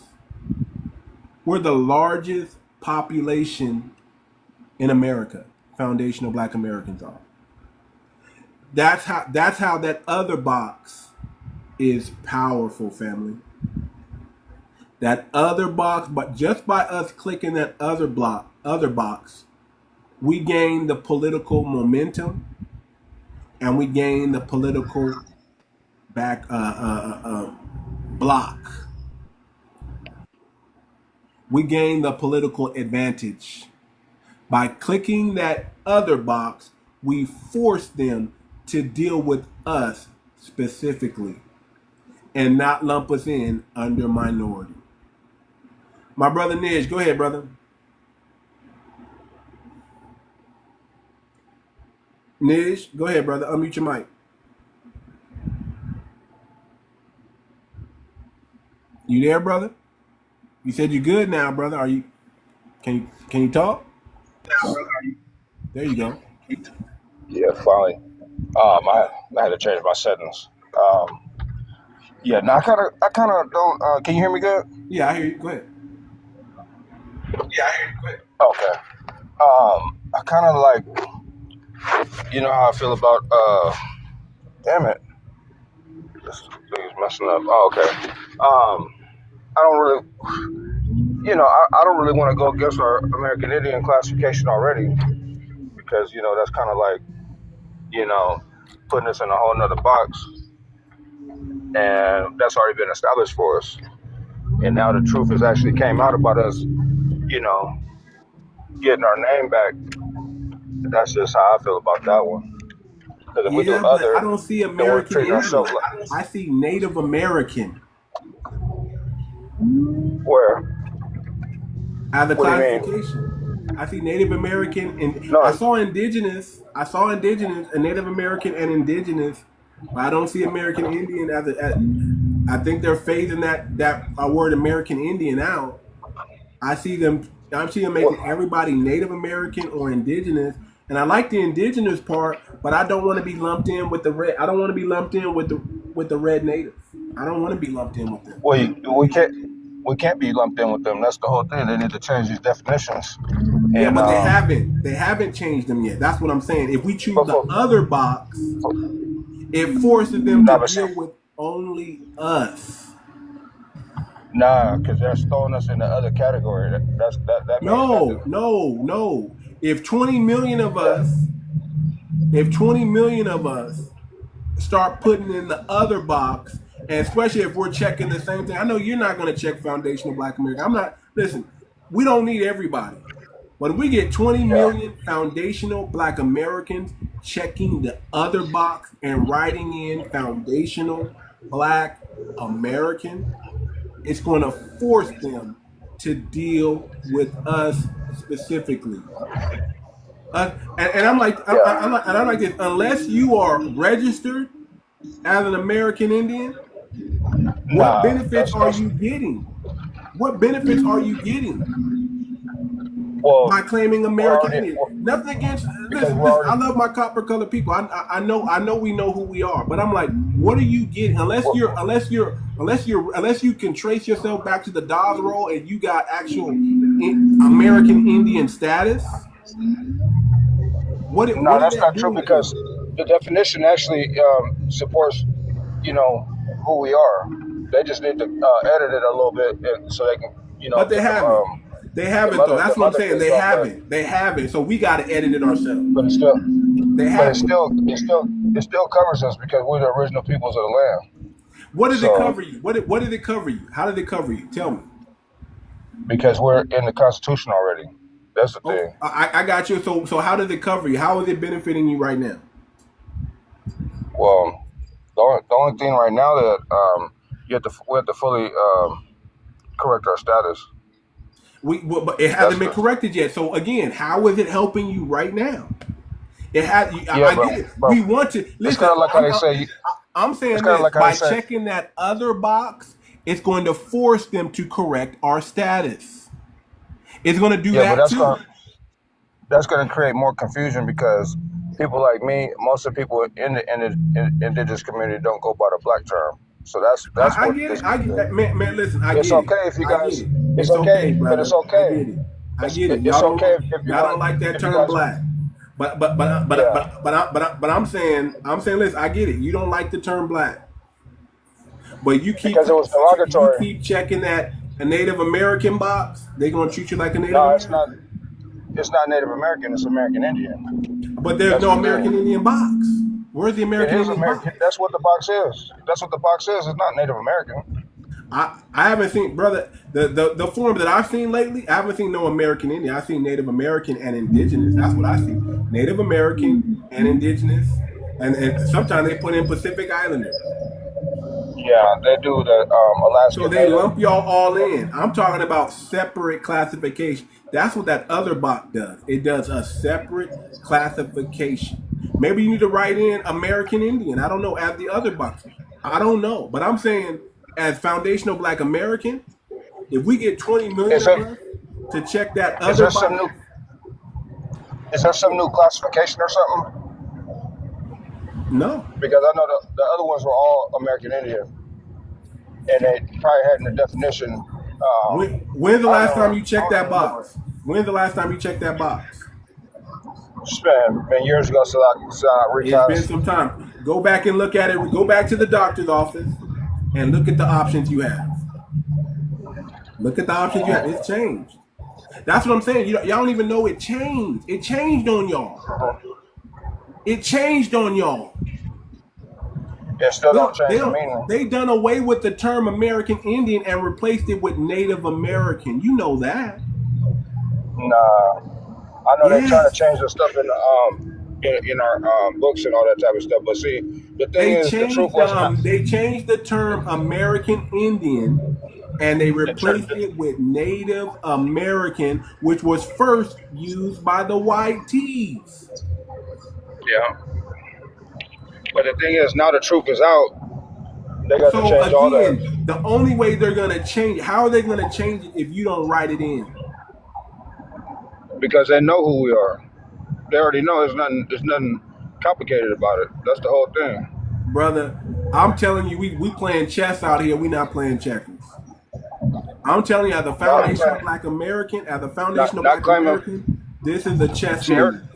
We stop checking the Black and African American box.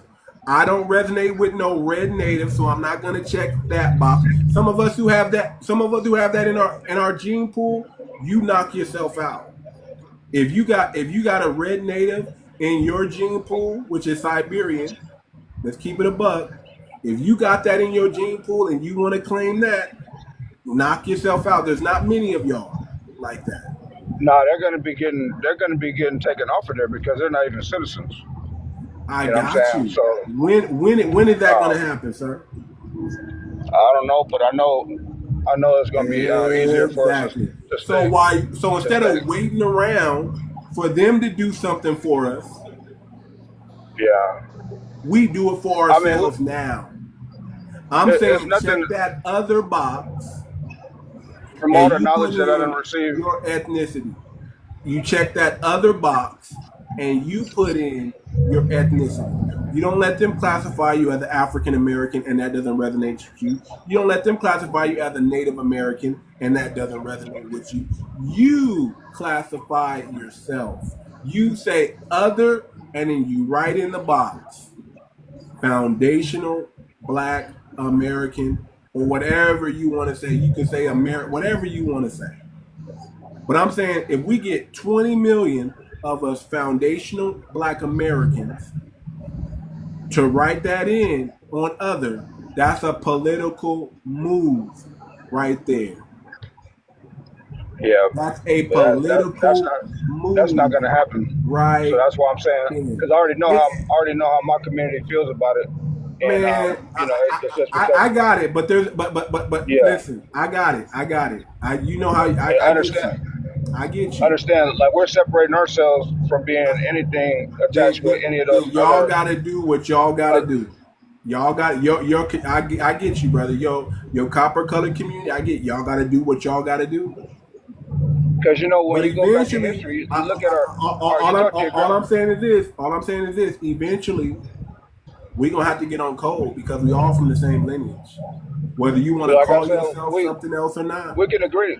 We can agree to call whatever you want to call, but when it comes to the law, that's when we got to get rid of the black, because the black codes and the Black's Law Dictionary, all that type of stuff. That is and even when you deal with our grandparents, that was a derogatory term that wasn't even turned into something until the '60s when they had that Pan African movement, trying to make us think we were from Africa. That's where all that come from, because we ain't never considered ourselves black.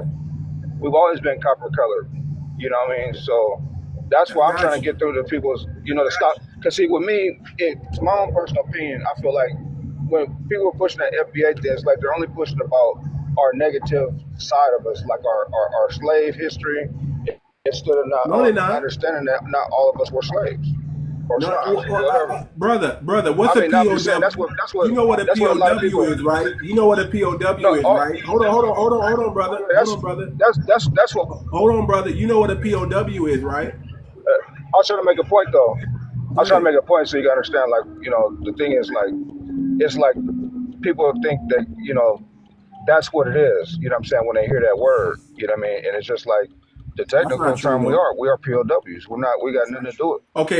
Okay, what's a POW, sir? But yeah. What's a prisoner? If you go to jail, what are you? You're a prisoner, right? What's a prisoner, brother? What is a prisoner? What do they classify how can they enact slavery in this country still today when you're a prisoner? As long as you are a prisoner, you can be slaved out.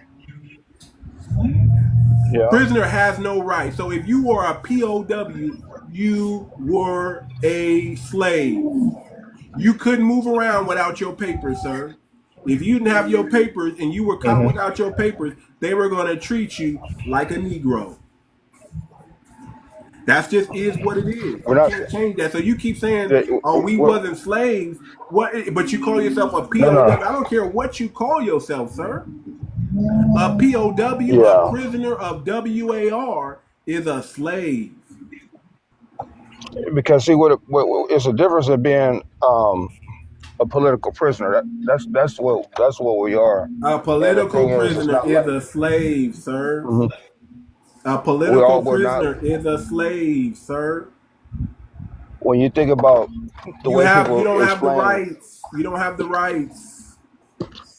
You're still restricted. People talk. Yeah, we're all restricted in just the way that there we go. You still have lesser rights in your own country. Yeah. You still have a lower status in your own country.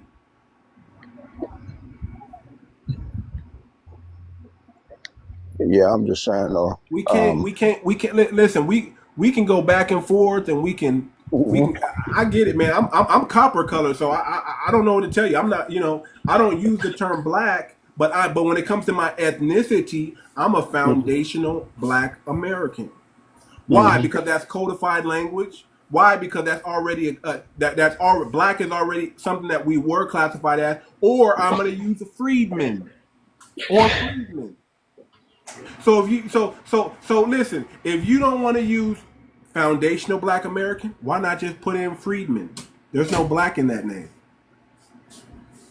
That's already, you're talking about classification that's legal, right? You can type in freedman. You can write in freedman in the other box.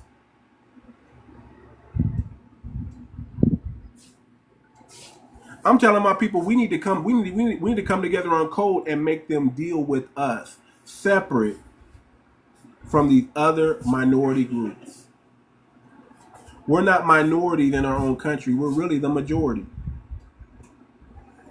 So you can type in that other box. If you don't like foundational Black American, just type in freedman.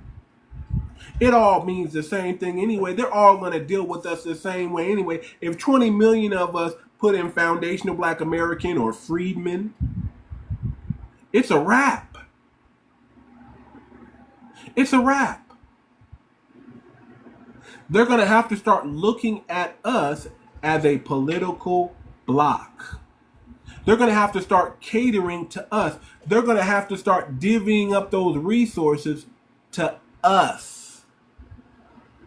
They're going to have to hear our claim for reparations, whether you want to be called a slave or a POW. Doesn't matter. Go ahead, Chief. Chief Atali. Peace, shalom. How you doing, brother? Good, brother. How you doing? Good. Yeah, I'm all with what you're saying with coming together. As with our people, but and I get what the other brother was saying also with the word black too. Because I got a cousin, he go by that too, and I respect what he say also. The foundational Black Americans. But it's it's how you say we could come and if we could try to get together and try to execute that. We're all the same people, man. We're all the same people, brother. We're not different. It's just one wants to call himself a potato, one wants to call himself something else. But we're all the same people. We're come from the same lineage. We went through the same struggles in this country. If we want to go, right. if we want to blow ourselves up over semantics, I think that's crazy. Right. Well, it's like even, and I agree with that. We the same, and like a potato, an apple. We still all need the soil to grow. We all come from this soil. We all come from this soil. Yes. Right. So we need the soil to grow. Another thing too is about our status. We got to understand that certain things will drag you back into a certain status. If you don't, if you're not doing that status correction, just certain things what you could say can determine your status. Another thing, we could get together all we want, right? But if everybody's status is not correcting their statuses and not going by the proper mechanisms to get out of the situation, then we're still going to be in the situation. And what I mean by that is when you are a citizen of United States, basically you just tied in there. You can't, that's why you basically operate in the public. So everything, what everybody is saying here on TikTok, whether it's talking about your scraw man, your rights, your history, where you're from, foundation, everything ties into a circle when it comes to doing it correctly, because it's our statuses. When you're a citizen too, we basically saying, hey, we don't run our own country. Here, we'll use the United States corporation to do it for us. That's kind of basically what we're saying. If we don't literally take action on our status itself. So what status should we be claiming, brother? I'm just want to hear what status. How you said if you look up the American, if you look up American, and it's just speaking for everybody of our hue, of our complexion. If you look up the definition of American in the 1828 Webster's Dictionary, it applies to copper colors, right? Correct. So with that being said, we need to update our status of being American. Drop that African. Drop that black, because they don't say a white Russian. They don't say I'm a black. The problem. Here's the problem. That term has become too vague now. Too many people can latch on to American. YT people can claim American now. That's the problem. We have to separate ourselves from everybody else. Too many people can crowbar on there.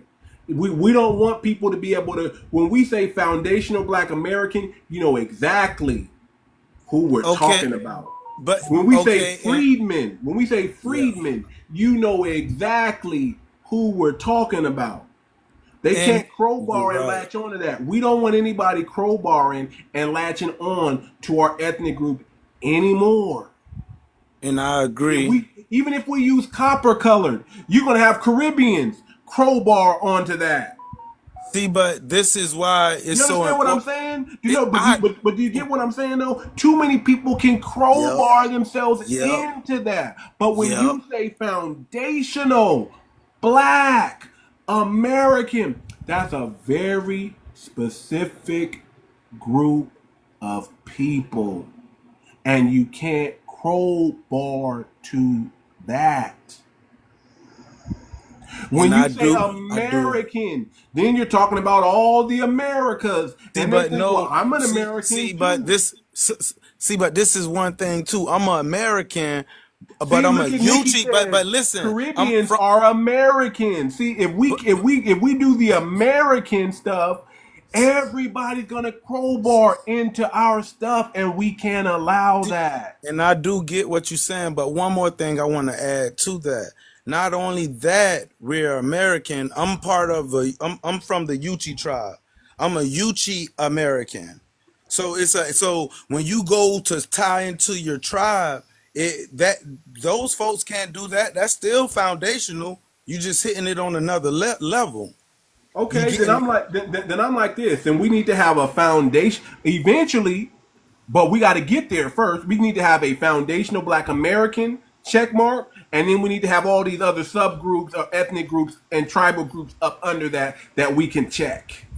That's what we need to do. Just like they have Pacific Islander, Native American. I mean, we need to have the different tribes, but we can't do that until we do a power move. We got to have a power move. The power move is checking that other box and writing in what our ethnic group is. Foundational Black American. If we do that as a block, that's going to force them to correct that on the census and the status and start accounting for this group of people. These group of people need resources. These group of people need land. These group of people have a specific injustice that was put on them. We need to deal with that. And then after we get that, then we can start dealing with all these subgroups within our lineage. You know what? But we got to come under. We got to get on code. We got to get strategic. You know who he asked? See, if we have hold on, I'm gonna get to you. And if we have too many people saying I'm this, I'm that, I'm this, that's just keeping the divide. That's just keeping that's not them fully accounting for us. We can all agree this. We're all the same lineage. We just have different names, and we got to come back to if you don't like Black, put in freedmen. They're still going to understand who we are and have to deal with us. That's all I'm saying. We cannot allow these people to crowbar into our ethnic group any longer. We can't allow these people to cipher resources from our group any longer. We need to get what's ours. Hold on real I quick, Chief. agree. Go ahead, Chief. You got something to say, brother? Go ahead. No, I agree. Out of anything, I'm just for if we could come together, level-headed, minded on any level. You know what I mean? I'm with it. It's you know what I mean. We gonna have different Of course. backgrounds, different. You know what I mean. But if, like how you say, if we could come together on one platform, on one level, and if we could build from that, yeah, I agree. Man, that's what it's all about, man. Listen, the South is the South, the North is the North. The East is the East, the West is the West. We all got different subcultures within that, but we're all the same people. We're all the same people. Right. What goes on in Louisiana don't necessarily go on in New York, but we all the same people. We got to come together. We got to come together on a commonality, and then behind closed doors, we can siphon out our differences, but we got to come together under one banner. And right now, Foundational Black American, I'm telling you, there's no way for them to crowbar. Nobody can crowbar into Foundational Black American unless you're Foundational Black American. Now, let me hear from 2:00. I guess that's your name, 2:00. That's a new one. That's a new one. 2:00. I don't know what I am. Just it was a name. People are probably gonna hate me for saying this. Uh-oh. So be prepared. Uh-oh. I think what you said was correct. And the people that I feel really dig, what is it called? Crowbarring? That's a different word. I never heard of that. The LGBT, they got crowbarred a lot.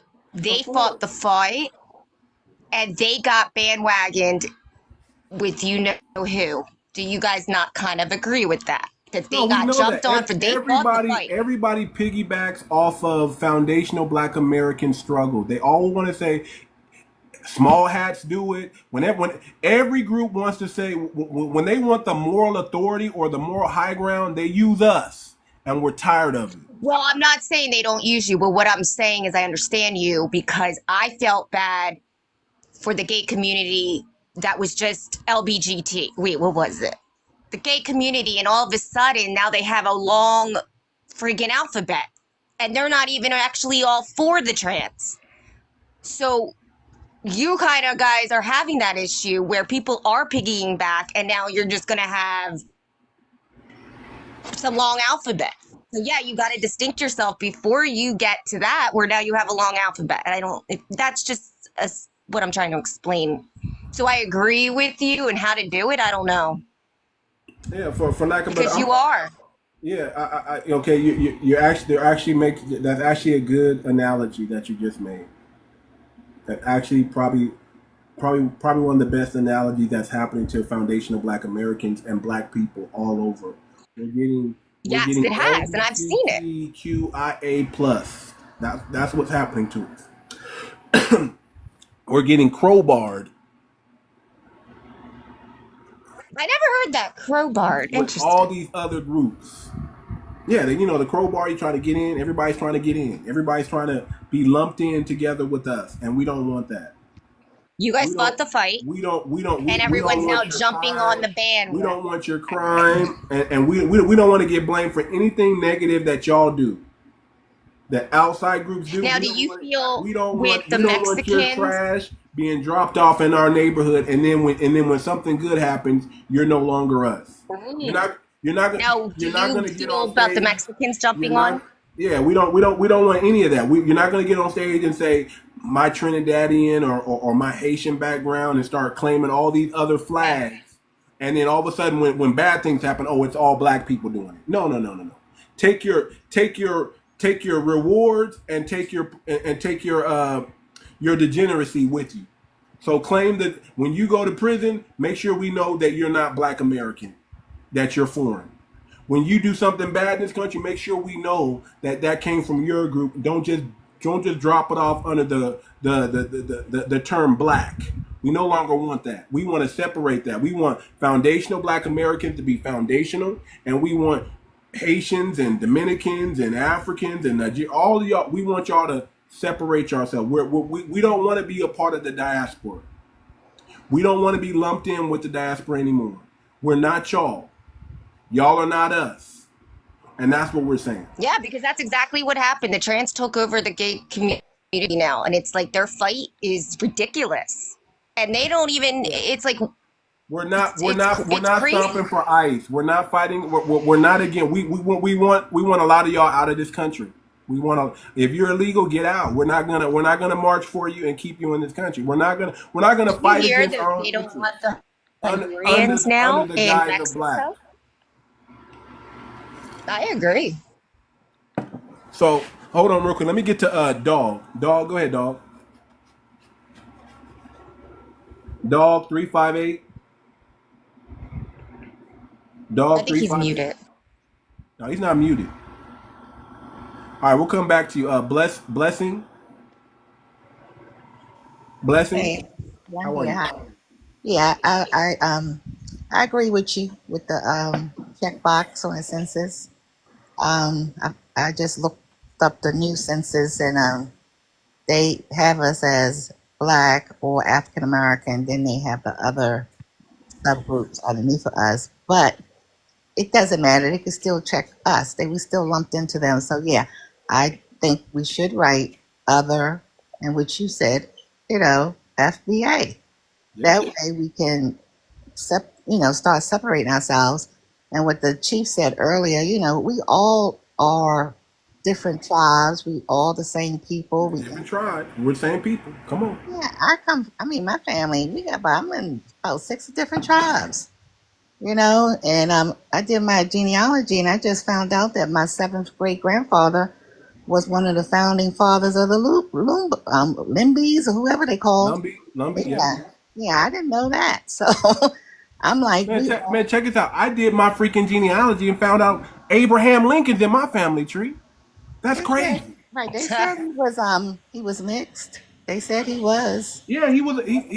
Listen, whether y'all know it or not, Abraham Lincoln was an Andrew Tate. He was a white passing black person. Yes, he was, exactly. That's what Abraham Lincoln was, and that's why it kind of makes sense for him to do what he did, and then it kind of makes sense why they assassinated him, and then it really makes sense why they put him on the copper-colored penny. Exactly. Right about you got to watch these subliminals, man. That's interesting. I think what's going on now. You saw the brother's beard, man. He had the thickest, coarsest beard of a YT person you've ever seen in your life. Do you think he was mixed? You're saying? Yeah, he's a mulatto. Yeah, he was a mulatto. He was a white passing mulatto. Yeah, he was. Yeah, he was. Another thing is, what really, I think what you said about, us really getting a wake-up call was when we seen how the Democrats were catering to these people. And they still, to this day, they are out there protesting with them. Yeah, it's crazy, isn't it? Yeah, I'm like, oh my God. What crazy. are they really have no respect for us whatsoever. Magazine orders. Because that's why for the next 60 years, listen, I say this facetiously, and I say this as standing on business. Mm-hmm. Trump will get a 3rd term. They keep messing around. Yes, he will. Trump for his son. Fact, we'll get a Trump type character for here on out. If they keep messing with us, if they don't give foundational Black Americans our lineage-based policies what we want, we will just turn our blacks completely on the Democrat Party. And we've already done that. We're already doing that. Right. We have delineated, and we will just let them further crack. Listen, they're Democratic Party is a failed party at this point. They're an embarrassment to themselves. They're out there. I don't know who's paying them. I don't know who's paying them to embarrass themselves like this, but they are embarrassing to the country, to the world. Everybody looking in like, what's going on with these people? Right. Who in the hell are look who their dominant people are. Who's supporting them now? The one person that I said, that whole group. Right. It's only LGBT and it's only immigrants. That's the party of LGBTQ and immigrants now. And guess what? Those who are true Americans, true foundationals, we're jumping out. We're just like, I'm not with it. Exactly. I'm not gonna. I don't want to be. I don't even want to be lumped in with the Jasmine Crockett's and yeah, Eddie it's the Moore. Byron Donald. I mean, we don't even want to be lumped in with them. No, it's We don't even want to ridiculous. be lumped in with them. When I We're see them not. out We're there, not. We're not beholden to any political party.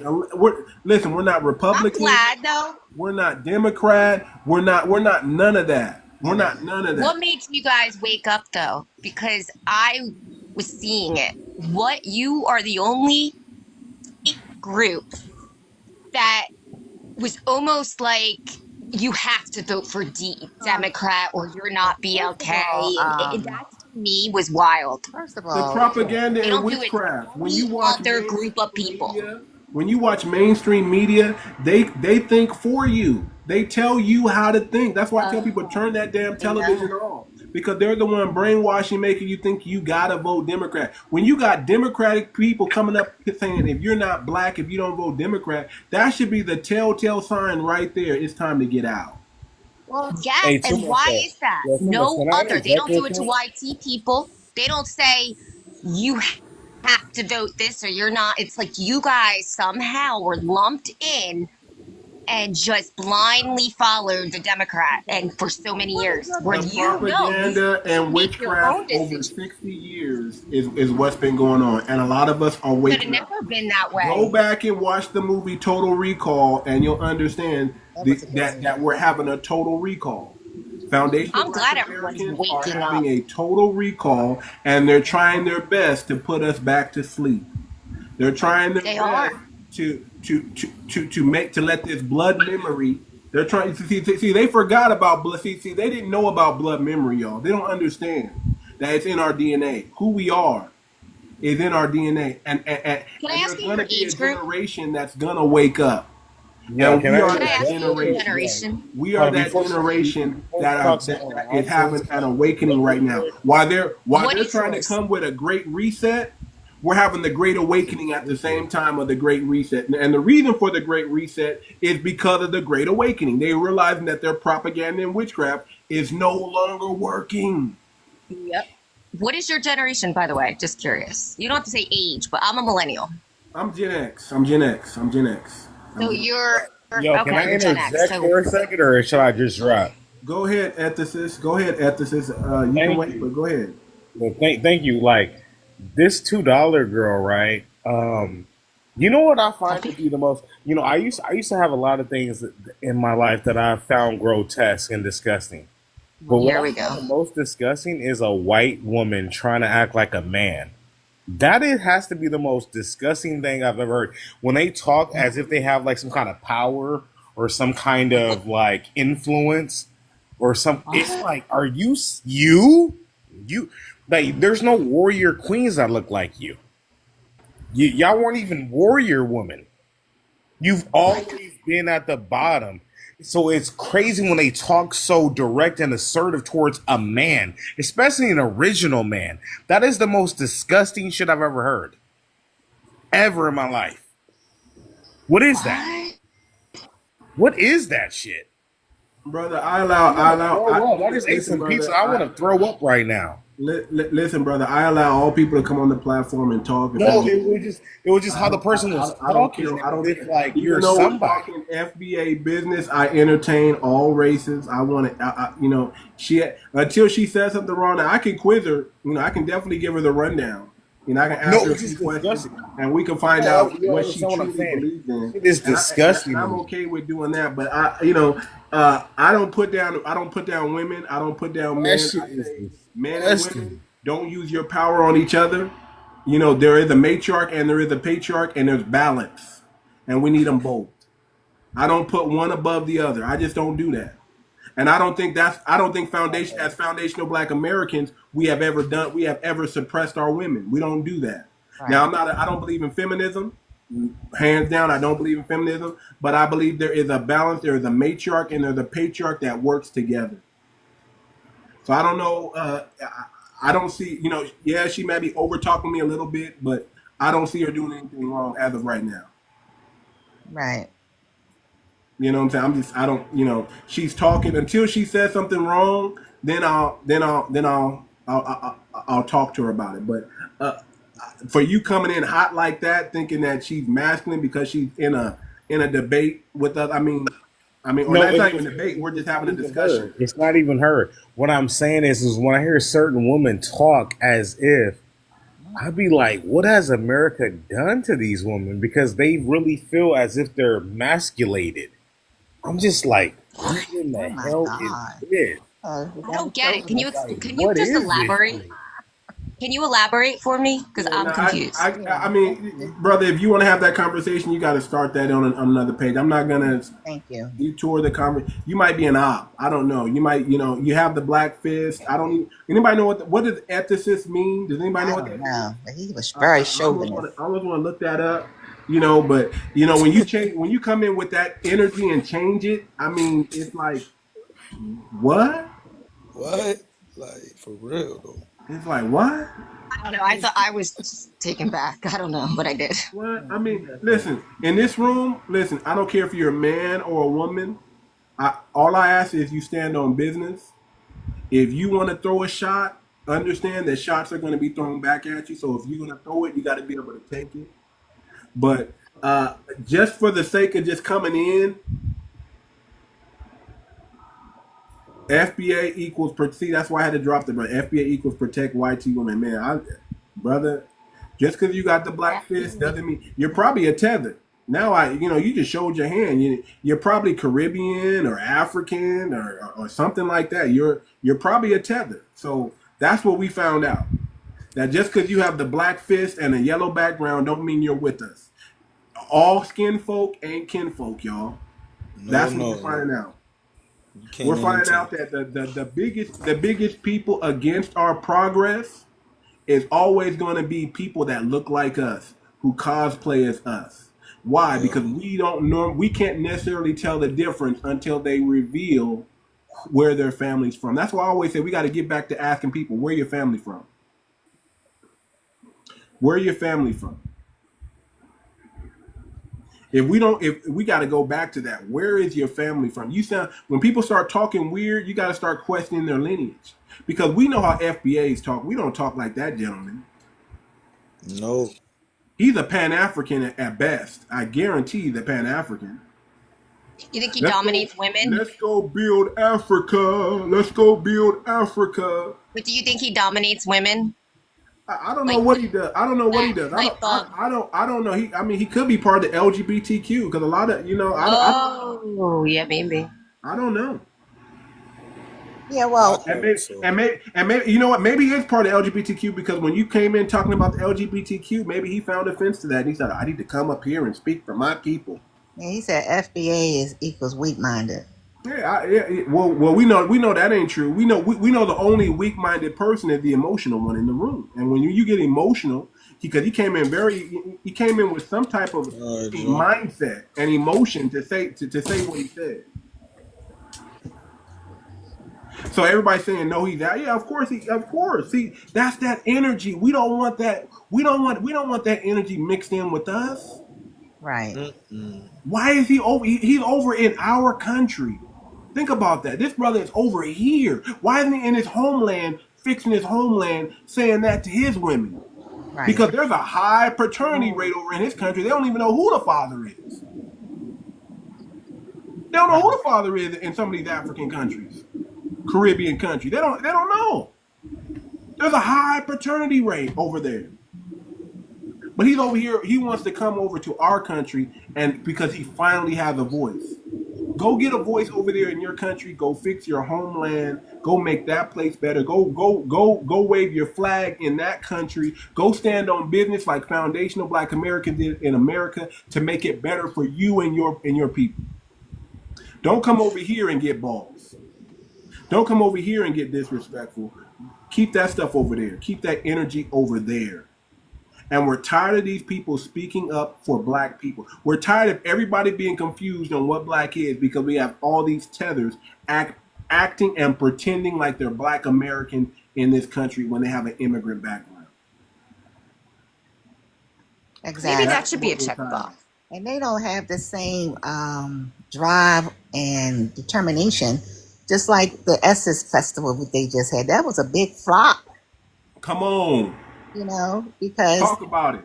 Yeah, because the CEO, she was African, and they put a lot, just what the Caribbean people, they excluded the Black Americans. They haven't had the nerve to have it down in New Orleans. Come on, historically black. Come on. Yeah, and she stepped down. She's not even a CEO anymore. I don't know who replacing her. You shouldn't be. We got to get them all. Look, the Black Caucus got to go. Gotta NAACP got to go. go. The Boule, we got to get them. We got to get them about the paint. Listen, all these gatekeepers and all these wannabe Pan-Africanists and diaspora type of people, we got to get them out. They've been disrespecting way too long. All they do is come here and infuse their culture in our culture and try to make their culture more dominant than our culture. No. Your culture is not even dominant. You have to latch on to our dominance, our influence, just so your culture even get out there. Right. Nobody would know about dashikis if we didn't wear them. Exactly.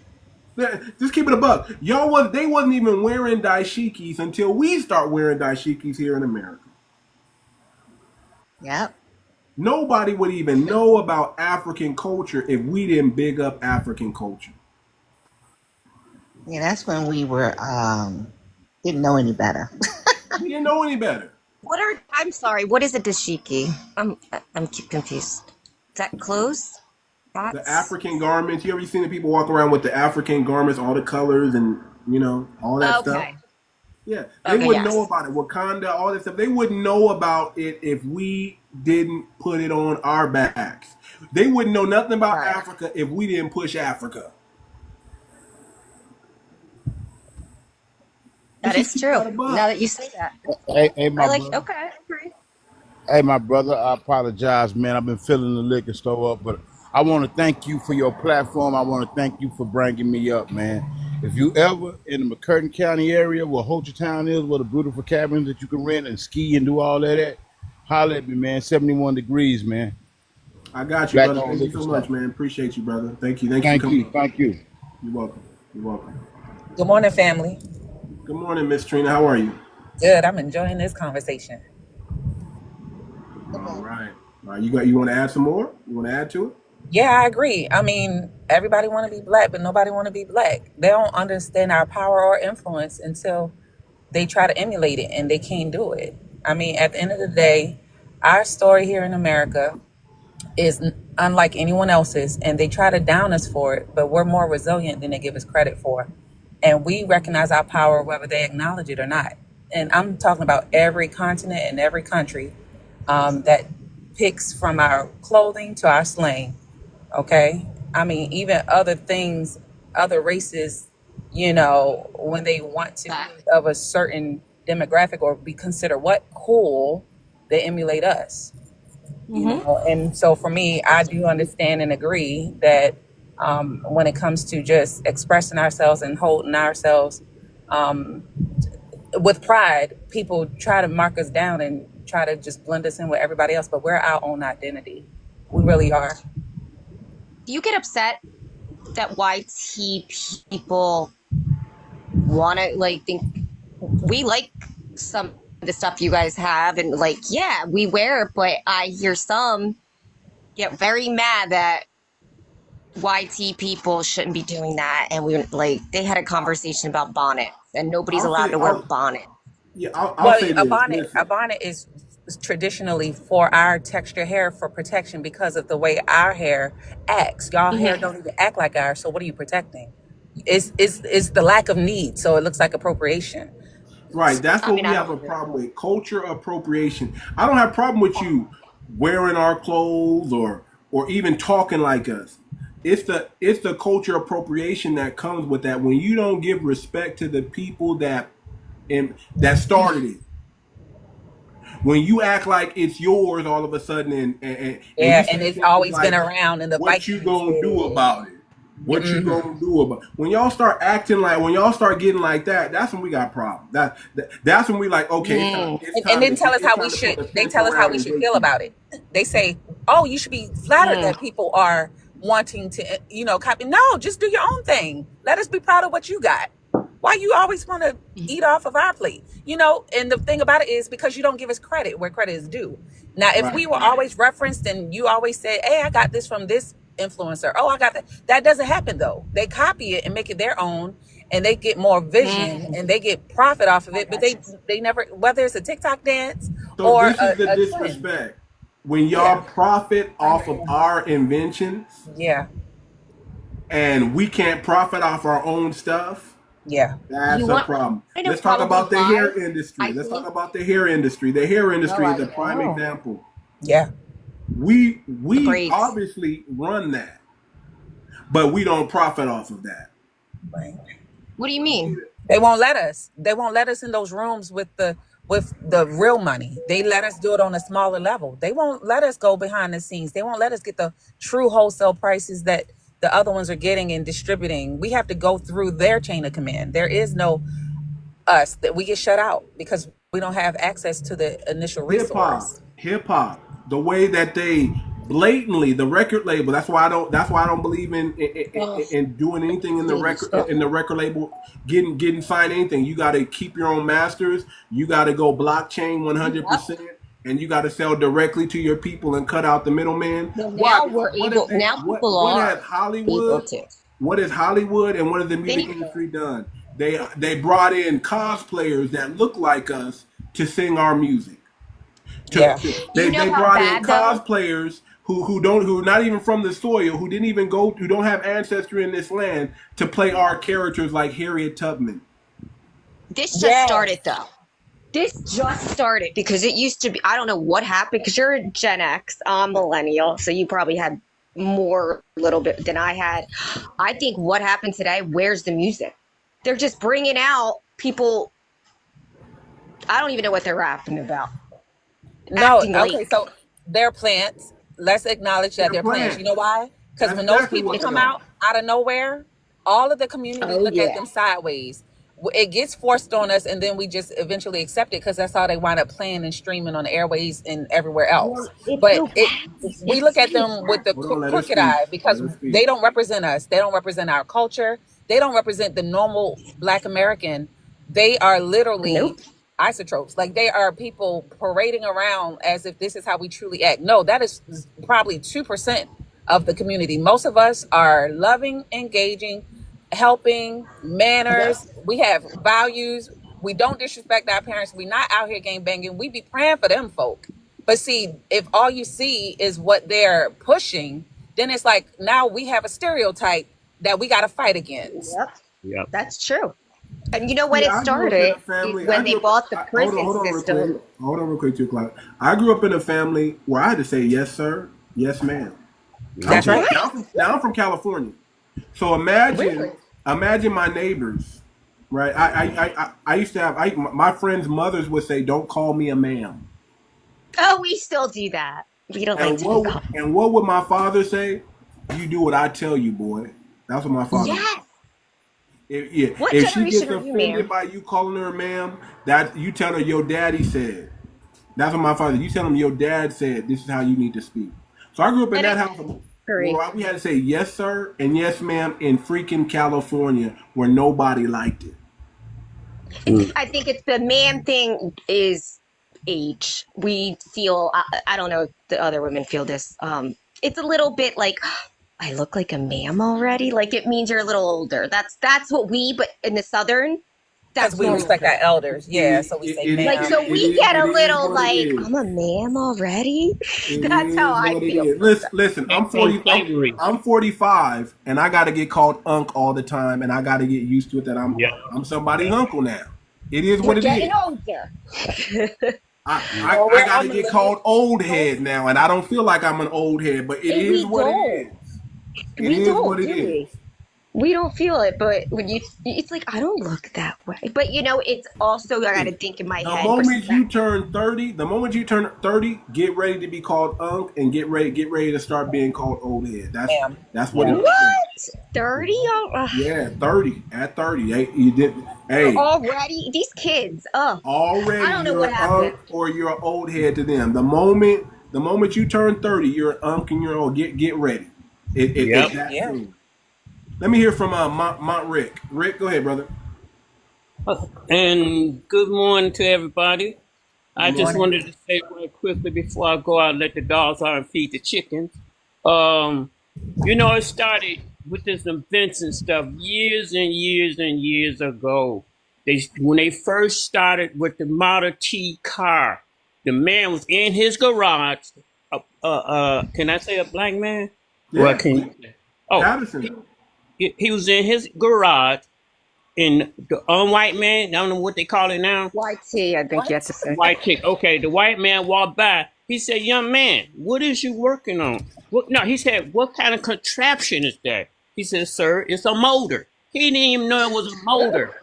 I'm just saying. I'm just saying. And so they start stealing black folks' invention long time ago, and they started, and they still living by it right now today. Our kids don't know who made the street lights. Our kids don't know who made the first mail.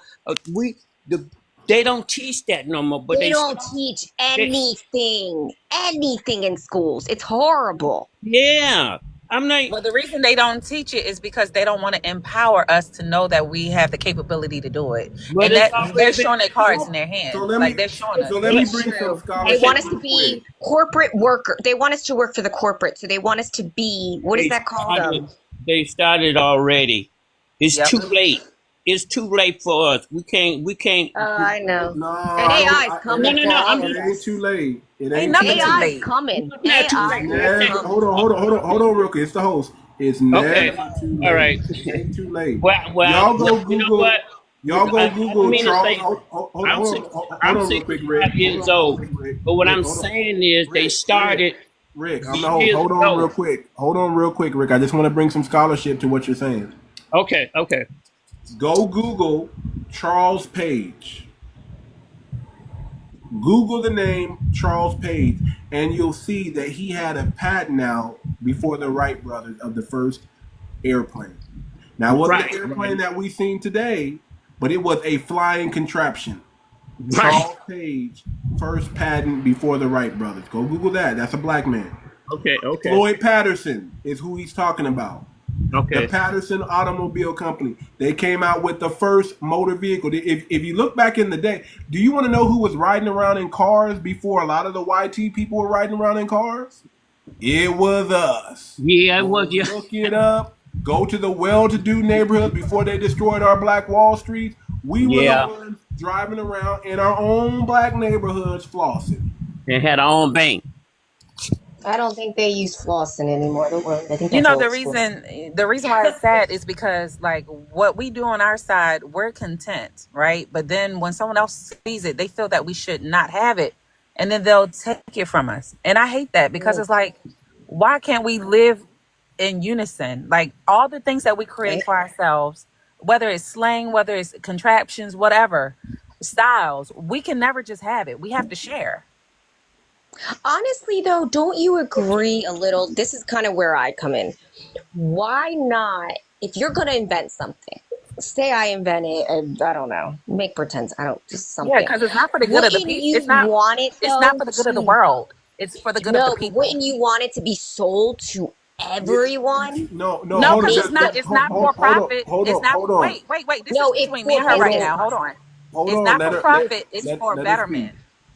Right. Well, I'm talking business sense. If you did invent it, listen. Because you guys think about gain. You guys think about gain. You think about how you can make money off of it. We think about how it can make our lives easier. We're not thinking about that because we can. If we built the whole America with our bare hands, why do we need to make money off of something we know how to create? We don't need to go buy it. If you invented it, you should be making money off of it. Hold on. See, that's a different mindset. See, that's a different mindset. We don't necessarily. It's not all about money for Foundation of Black Americans all the time. Now, should we profit from our own invention? Yes. Yep. But why don't we? Why? No one taught us how. No, it's no, man. What are you talking about? We was taught. Yes, they did. We're taught. Hold on, Rick. Hold on. What are you talking about? We weren't taught how. No, we were taught how. We were just locked out. We invented hip hop. And you know what happened? We got locked out. The marijuana industry. You know who was big on that? But guess who got locked out? We got locked out. We don't know how to make money. No, we know how to make money. The problem is we are not allowed to profit off our inventions Same like thing that. with Thank you. moonshine. Why Okay. can't we That's the patent it right problem. away? You can't We really. we never. It's never a Black American problem why we're not doing anything. It's always a white American problem that prevents us from doing everything. Redlining, that's real, man. We're not allowed to expand into certain They think we areas. don't know. It's not They that think we we don't don't know know. about the We have the restrictions. Well, knowledge.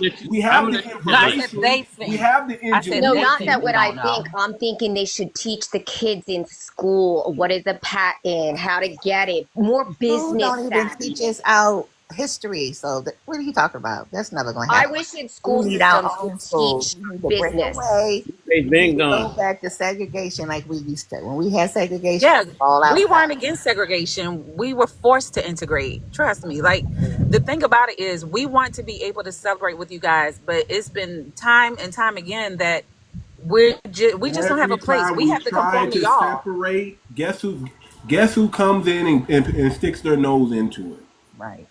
Every single Yeah, yeah. time, and then we get demonized and we get treated Okay. crazy. Like I like this person, whatever her name is. I don't see her name on her thing, but I like her openness to receive what we have to say. But a lot of them don't think the way or even willing to listen to what we're saying. We know, we're aware, but we also know that the game is fixed, so we survive. We're not allowed to thrive unless we remove ourselves from this. So Do let you me We're say do? trying to this real figure out the quick. piece. Hold on, So before we anybody would else be speaks. with Hold on, you 2 o'clock. 2 o'clock. You. Hold on, 2 o'clock. Hold on. Let me say It's this. 2 This is the 2 o'clock. perfect time. I like that name, 2 o'clock. By the way, let me say this. Okay, this is the perfect time for me to segue into something real quick. In this system, we can all agree that it's not set up for foundational Black Americans to thrive. Do we agree with that? Agreed. Yeah. Yeah. That's why we need a new system. Facts. We have to build a new system. If we build, see, our people won't leave this system until we build a new system. What is the new system? I'm going to tell you what it is. It's called. So have you applied I'm for going a to tell you job what it is. lately? Hold on. I'm going to tell you what the new system is. It's called blockchain technology. We need to be at the forefront of anything dealing with blockchain and crypto. We got to be at the forefront. The only way we're going to catch up to the generational wealth that we've been left out of is we need to have a system that can help us collapse time frames. You know what Hold it is? on. Hold on, I'm not If you finished. subscribe to the system, you become a slave to the system. Yep. So Yeah. if we don't implement trading and bartering and take back our power instead of letting someone have a currency that controls what we eat and what we can grow, That's we literally why. can't That's why you subscribe. need to understand what blockchain technology is and how it can benefit foundational Black Americans. Do you not think it's all Americans now? Hold on. The corporates are killing us If all. you don't know, you don't. Yeah, it can benefit all. But here's the beautiful thing about the system that Black Americans build. We always build a system that's fair for everybody. Yep. We don't. When we stand up for justice, it's not just for our justice. It's for everybody. I think it should be American Our justice. civil rights goes to everybody. It's not just specifically for Black people. It's for all people, even immigrants. Our 14th Amendment, birthright citizenship, who benefited from that the most? Immigrants. But see, Everybody. you So know what you're here's not the considering thing. about the blockchain? The blockchain is like a peer-to-peer thing, right? But then there's bots out there. They're in AI and all kinds of stuff. So it won't be organic. It won't be authentic with a blockchain system.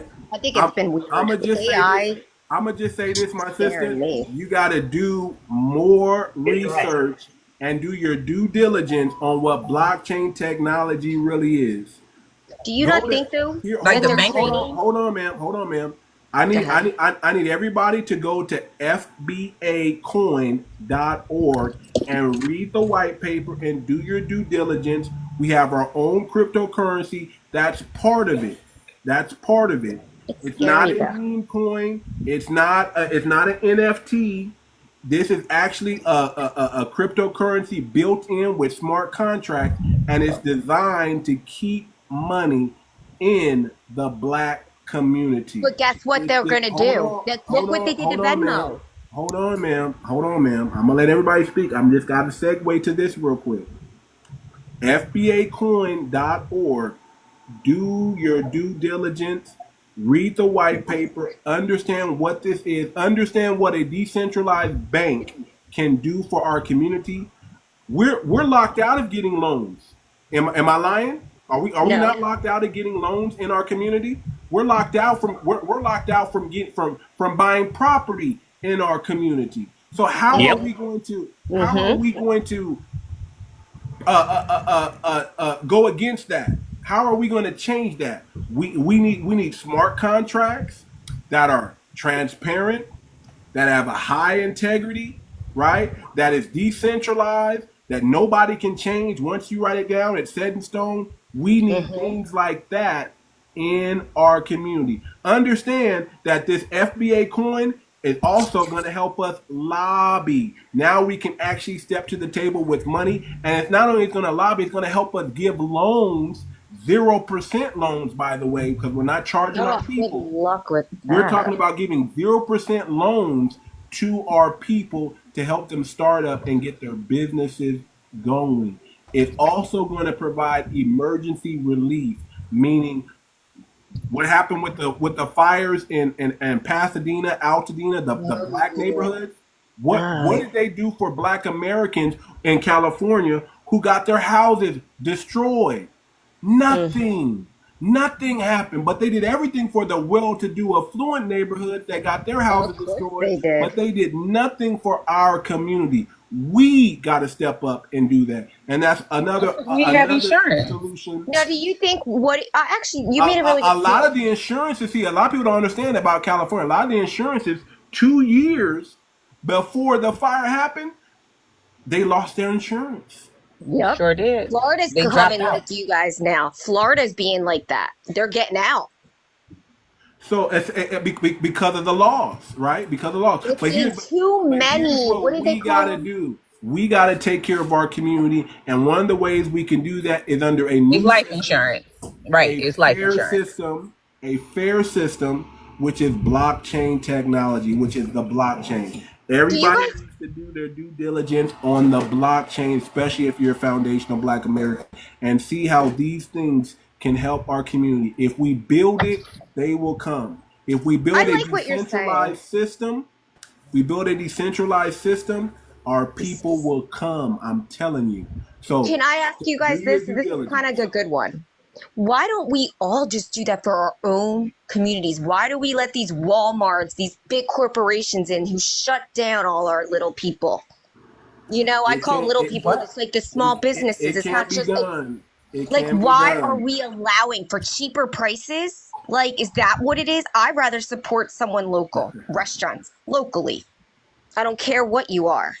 You're in our community. I'm going to support you rather than these corporates. I hate Walmart. I'm just saying. Because of supply and demand, right? I know. I allow all people to learn on this platform. I especially allow YT people to come and learn on this platform because we know that they curious as hell anyway, and they want to learn. Of course, we want to learn. I love to hear. And I want to give them the scholarship because this is your job. 2:00.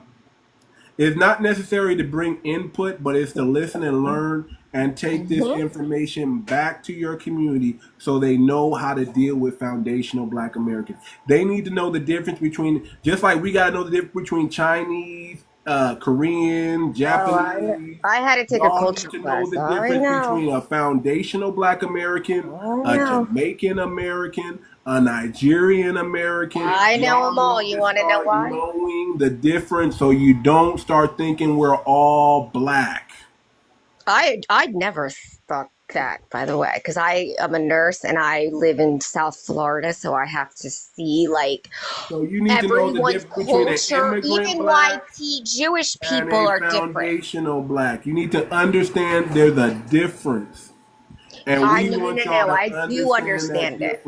So Haitians are totally different from Jamaicans, and then they're just Black Americans. What do you guys want? What's the new thing you think you want to call foundational? It's a lineage. You want to try foundational? I like that. Foundational.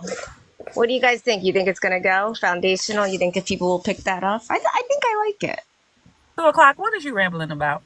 I was saying, he was saying he wants his new phrase for it would be foundational Black Americans. I think that could be picked up, but I don't know. How do we get that? It's already picked up. It's already mainstream. It's not. Yeah, it's already mainstream, ma'am. It's already mainstream. Well, then I am just old.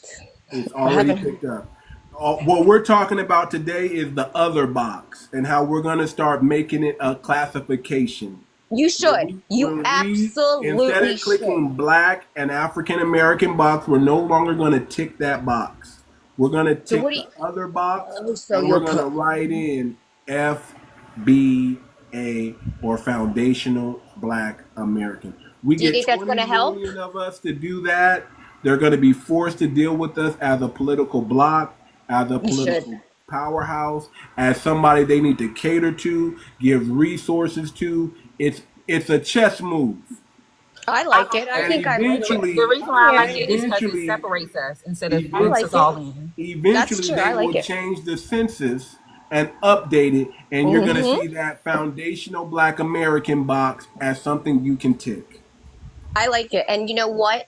2:00. Respectfully, I feel like you doing a lot. Not in a rude way. What I'm trying to say is like your voice is, you commenting on everything. You got to mentioning everything. I'm sorry.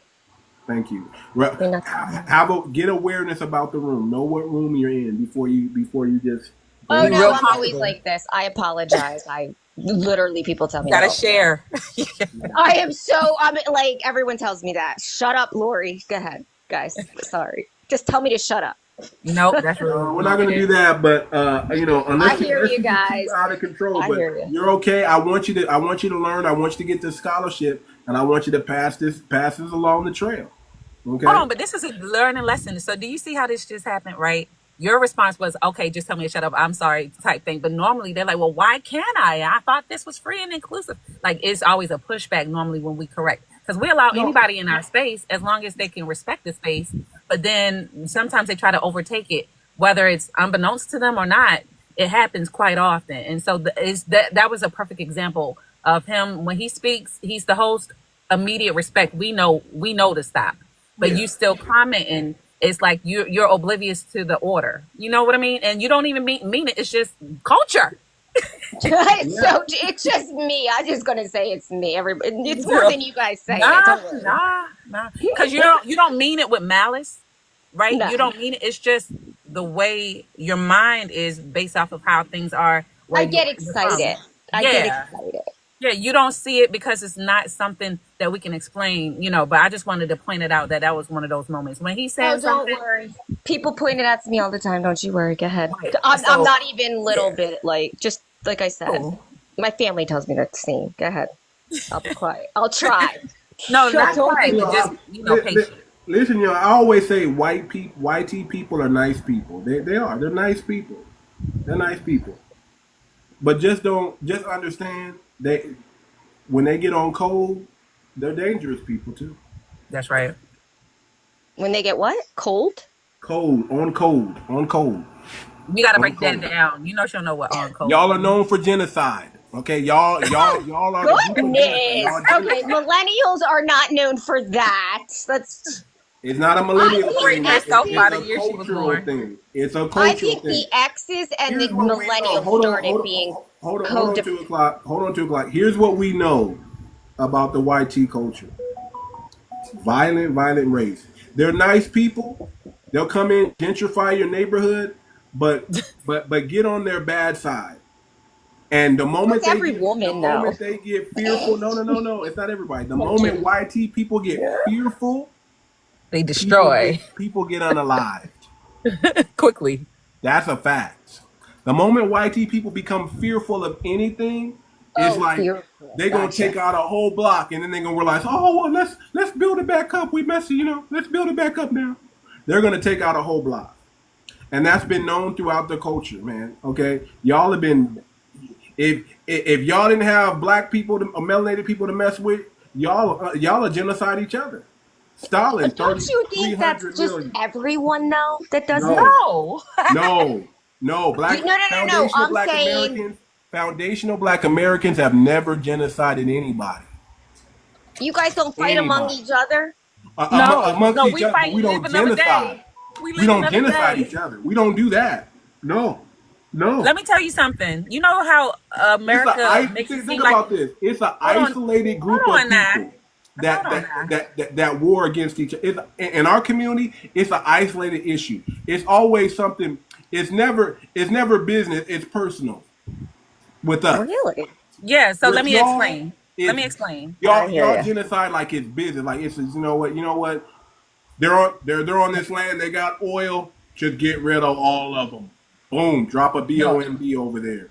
You know what Normally I'm in saying? the hood, We if don't someone do is that. beefing, everyone knows that they're beefing. And if they wind up fighting, everyone knows why they're fighting. Because it's not just a random act of violence. It's something that's been brewed up and came to a head.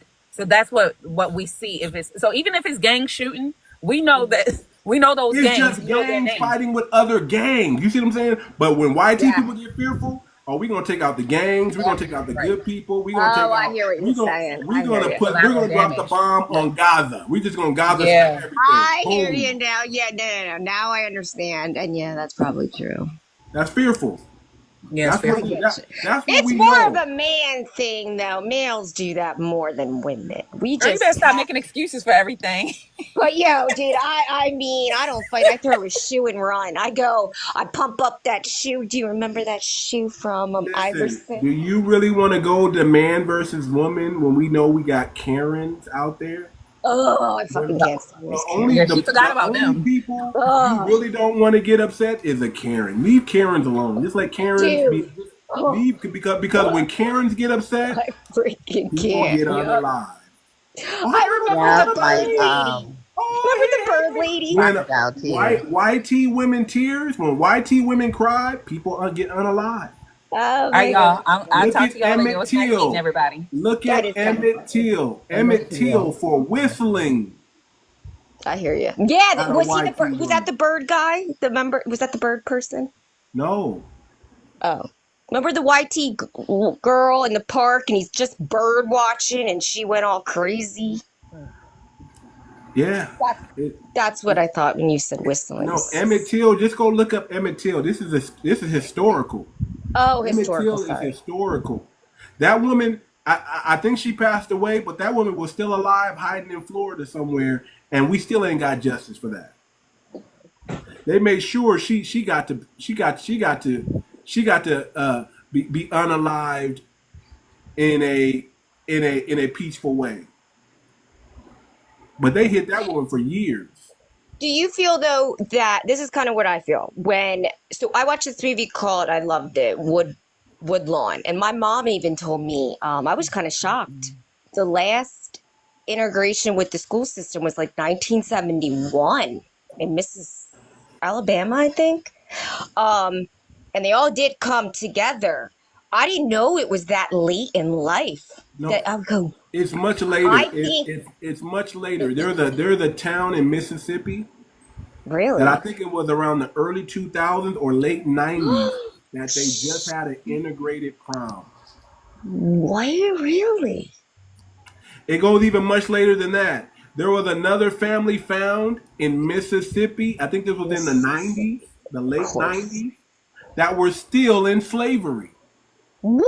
In Mississippi. I'm not even going to deny They were Mississippi. slaves in 1990. Are you effing me? Oh my God. No, go look it up. They came out and said, man, we didn't know that we were free. Wow. Yeah, In 1990 whole new in world out Mississippi. there. How the heck were they able to hide it that long in freaking Mississippi? Shit. Hey, can I say something that I'm gonna drop? Back to the topic, the power of the foundational Black Americans. I think with everything you said at the beginning when I first got on here is exactly how I think. Because we are a strong ethnic group. We have really made more contributions than anybody even YT people in this country. Mm-hmm. Also, people are acknowledging. I think they finally they don't want to, but since Donald Trump is, making it clear who we are now, I think they realizing a wake up call who we are. I mean, they always was in denial. We always had to defend our who we were because they was always telling us who we were, right or wrong. Facts. Now, all these other immigrants, including YT people, they are having a rude awakening to the fact that we are who we've been saying we are. So when you say put down other, I agree with you 100% because that's the start. And so far as our communities with all these immigrant stores, they was given loans to open these stores when they got here and took our communities away. So I think another thing we need to do is start boycotting their stores. Just don't deal with them. I mean, we got to shop. We got to go, go to Safeway or something. But these other little small, like Asians, Chinese, all these other places, we need to stop. Is that why 1991 happened? We need to stop patronizing these stores because they put them all in our neighborhoods, and it's ridiculous. They get our money, and they don't even. Then they take it back to outside of America. Like Trump is putting a tax on that now. He's saying that if you're going to send money back home to your family, we're going to tax that because you're taking money from America. So it's a lot of pushback. And another thing you said that I like about the Democrats, especially the ones supposed to be foundational like us, they are not for us. And I think we finally see that. I mean, especially when Biden had that open door, he was letting them flood in like crazy. Why do people then still vote? Especially these sanctuary cities like Chicago and New York, they was just letting them just take control. And what changed my point of view, what made me jump off the Democrat bandwagon, because I've been voting Democrat all my life, except last time when she was running, I didn't vote for nobody. I stayed home, I'll be honest with you. And but let me hurry up and land my plane. What I want to say is when I saw these people down in Chicago, people fighting for their rights because their own council people and their mayor was fighting for the immigrants, I saw them immigrants in there saying, no money for you, no money for you, talking to Black Americans. And they just got here 5 minutes ago. And I was like, this is sad, man. They come over here and already think they above us. Now, I'm glad they getting kicked out. And that's the honest truth because they disrespectful. My ancestors' blood is in this soil. And I ain't going nowhere. And, YT people, we never, ever besides the Civil War, we never really had a full out, war with these people except the Indian wars. I'm talking about since the 60s, since we integrated. So, they don't want that because they know we got all this not anger, but we ready to let it out. You know what I'm saying? We are ready to let it out if we have to. Yeah. But I don't think they want that smoke. They don't want that smoke because we got like 500,000 Black Americans in the Air Forces. We have all these Black police forces. We are intertwined in this country. We are here, and if they don't want to fight with us. Can I ask your generation? And we ain't never. And hold on. And we ain't never asked for that smoke. That's what I'm the saying. thing. We never did. We always tried to get along. They keep talking about this. So let me just keep it real for a minute. All these white supremacist groups who keep talking about this so-called holy war. It's a holy lie, and I'm gonna show you how we do it. I agree. Thank you. A lot of those holy war white supremacists are incels. Are what? They're incels. They are involuntary celibate. Okay. They don't know how to talk to women. They're at home, not even around any black people. Oh, like internet people, like they just sit online. Exactly. They're Okay. not warriors. You understand what I'm saying? They're not I really got you. warriors. Oh, They you got thinking maybe Gen Zers? 1, 2, or 3 warriors out of 50,000 incels. It's a small, isolated group. It's like maybe 100,000 of those people who really want to push the majority of society to get into this so-called holy war that they call it. Yeah, I gotcha. They're nothing. They know. It's not real. They're trying to make it real because they're talking on the internet about it, and they have these little private rooms. And when you go to their private rooms, you know how many people are in that room? 5, 10, 20. How do we You then? understand what I'm saying? Well, It's not. It's never going to happen. How do we all come together? When it comes to ethnic group, we are the largest ethnic group in the United But States. you guys don't realize we're with you on this. A Foundational lot of Black stuff. Americans are the largest population. See, if we go white and black, that's how they make us small. But That's exactly what I'm trying to say. They don't want us to come FBA, together and fight for when we everything that's keep right. it FBA, right. we're the largest. We're the biggest. 50 million foundational Black Americans versus 45 million German Americans versus 35 million Mexican Americans versus 30 million Irish Americans versus 24 million English Americans. And then it gets smaller and smaller and smaller and smaller from there. Well, I'm telling you, you will have. So I think it happened with the Gen X. Gen Okay, X, wait a minute. millennials. We're on your side. We'll fight with you. But you guys don't let us. Okay, host, how do you feel about when one of their people go into our space like they did in the church and killed all those people? I mean, people, all those people.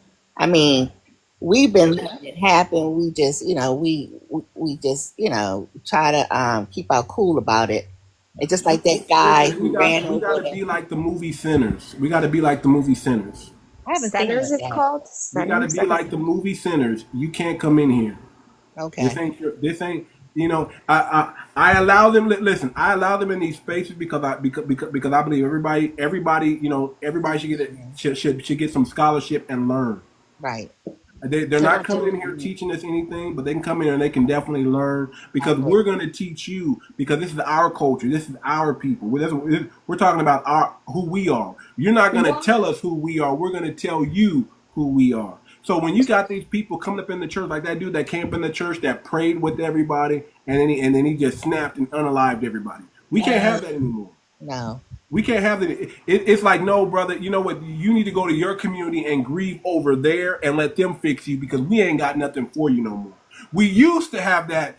Everybody, we Big Mama come on in and eat with us and all that stuff. No. For our very protection, you got to go over to your community. And if your community don't love you like that, I'm sorry.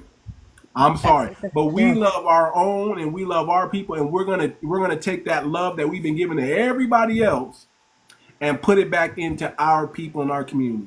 I say it like this. Listen. We are all we got, family. If you can't get along with your siblings, and listen, I got people in my family member that if I'm homeless tomorrow, they will not let me in their home. Okay, let me say it again. I got people in my family. If I'm homeless tomorrow, they won't even open the door for me, and that's sad, right? But we gotta change that. Yes, we do. I think we gotta change that. I think that's becoming an American We can no longer, hold on, ma'am. We can no longer send our elders to old folks' home. Fuck yeah! Sorry, I didn't mean to say that. We can no longer send our elders because they're gonna get mistreated over there. There's gonna be a Caribbean woman. There's gonna be an African woman watching your family members, and they're gonna be mistreating them. That's what I heard. Oh, it's bad. You guys don't even want to know the half of it going on right now. They don't have any affinity towards our elders. So listen, if you got somebody strung out on drugs, I'm sorry. I'm sorry, if they're in your family, you got to take responsibility and you got to do your best to get them in That your one's life. hard. That That's one's a just little what it harder. is. That's That's just what it harder. is. You can't listen. If we don't help our people, who's gonna help us? Right. Who's I gonna think, help them? why is it? I think this is an American thing. I do want to ask you guys. I don't think this is a BLK thing. I don't think it's a YT thing. I think it's an American. Hold on, man. I got it. You want to get some input? It definitely is an American thing. It's definitely part of the American culture for right now. But we, as foundational Black Americans, I got to speak to the family. We have to extend something called Black privilege. If we don't extend it to our people, who will? I'm not saying get abused by our people, because we know some of our people can be abused, especially the family member. For the sake of the same family and same bloodline, they think it's okay for them to abuse us. I'm not saying tolerate that. Right. But I'm saying we have to extend grace to our people. Right. Men, we have to extend grace with our women. Women, you got to extend grace with our men. We got to learn how to be on each other's side and not be at each other's odds. Yeah, like we used to, like our parents were. They were, very into community when they were segregated. We have to go back to, we have to create a sovereign nation within a nation. Now, I don't know if I'm gonna do it tomorrow, but I got some ideas on that. We do have an FBA constitution. We do have an FBA treaty. If you click the link in my bio, you'll see a whole bunch of stuff that you can download absolutely for free. Just make sure you click 0 in the dollar amount, and I want this, and you'll get it. Okay, it's all these things, but I've done some more upgrading and tampering. And I have solutions. One thing you're gonna get here, you're gonna get scholarship and you're gonna get solutions. I got some solutions. How do we teach that, though? How do we teach these kids these days? Like, who taught us these things? Like the media really messed with everyone in society. You gotta cut the TV off. You gotta stop watching mainstream Well, media. now we do, but remember back in the day, we only had so many watching channels. these movies. I You don't. have to disconnect I from know. that. You have to disconnect from the system, but we have to build another system that you can plug into. I think And we gotta all, as do it Americans, should work simultaneously. together and do it together. That's what I. Ma'am, I'm gonna show you why that won't work. I'm gonna ask you You a few don't think questions. so? No, I'm gonna ask you a few Our questions. generations. Let me Our ask you this question. Let me ask you this question, ma'am. Do you believe that foundational Black Americans should receive reparations? Right there. I'm gonna go I'd rather see it that? go to the communities You instead see of that? just You to see that? everyone, because You see I got that screwed right over there? with my student loan. I don't need to go any other way. Listen, we are not aligned. We are not. Listen, we have some ideas that can be said similar, but our mindset and our ideologies are not aligned. That is the very It is because this would be the same. No, ma'am. Yes, That's yes, the very reason why we can't work with you. Yes, it's not that I don't want you having reparations. Hold on. I didn't say that. Your community is known to work against our community. We have something called a dominant gene. You have something called a recessive gene. It's not that we don't want to live around y'all. It's that y'all don't want to live around us. And why is that? Because y'all know if y'all live around us long enough, the same thing that happened to the Italians, the same thing that happened to the Spain, the same thing that happened to Portugal is going to happen to y'all. It's going to make your race become a mulatto mixed race. Oh, is that? Oh, I didn't even think of that. No, I didn't. I think we already are there. I think everybody's. But there's a lot of you guys who want to hold on to that the recessive older. gene. Okay, let's just put it out there. And that's the reason why. Our parents' generation. We are past them. I get it, but it's not just it's not just about one generation. It's just what it is. We cannot align. Listen. If you don't have the Black consciousness, which I don't expect you to have, no, I do. We can't align with anybody who doesn't have the Black consciousness. Now we can. I just don't want to see the money go to people that are going to spend it unwisely. I'd rather, or they're only going to get so much money. Hold on, ma'am. I'd rather see a big picture. Who cares what somebody does with their own money? Well, because it's not because just like the student loans, or a pharmacist or a Y'all drug didn't company. say that for the Indians, the Native Americans. Y'all didn't pocket wash the Japanese. Y'all didn't pocket wash the small Why hats. do you put us in there? I'm a millennial. Why would you think pocket? like that. Why would you want to pocket watch what Black Americans do with? It's not just you guys. I would have said the same thing for YT people or a certain age group type of people. They shouldn't. I think the bigger picture is somebody getting $200 off $1 billion scam that the student loan people did. Doesn't matter, ma'am. I got $200. What's that going to do for me? You're not about to do that to Black Americans now. It's too late. No, I don't say that I am, but I'd rather see it where a bigger thing happens. The only thing that can change the mindset of foundational Black Americans so you think is it's show they get us it. the money. Show us you care by putting some money in. Put some money in the offering plate.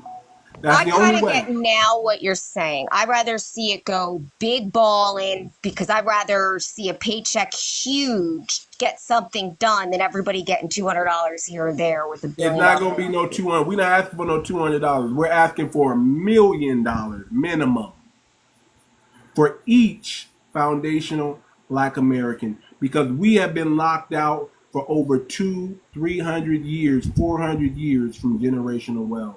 We built this country for free, and we want to get paid. And that's the only way we can ever talk about some type of alliance with YT. So that's why we're not going to work with you. We're not going to help you. We're not going to lend our services anymore to your community. We can be cool in common spaces. We can be cool. We can hang. We can chill. But we're not inviting y'all to the barbecue no more. And we're saying, we're not just saying YT. We're telling the Hispanics the same thing. We're telling the Africans the same thing. We're telling all non-FBA the same thing. We've been locked out. Every time we open our arms, somebody comes and tries to stab us in the back, and we can't have that anymore. So what we're gonna do is we're gonna go the road alone. We're gonna make our own community and our people better, and that's what it is. We're not gonna make any We're not gonna make any alliances that's gonna take us out down the road. No. We're not doing that. We're gonna empower ourselves, and we're gonna figure this thing out, and we're gonna do it. And we know that the Most High and the ancestors are with us. That's our biggest thing we know we got on our side. The Most High and the ancestors are with us. We don't need nothing else but that. But listen, why take away a whole group of people? Can I explain it in this way? Okay, so if you had a wife that cheated on you, listen. Why is every girl? I'm gonna make it very plain. And I gotta go. I gotta shut the live down. I gotta get out of here. But let me make it very plain. Muhammad Ali said it the best.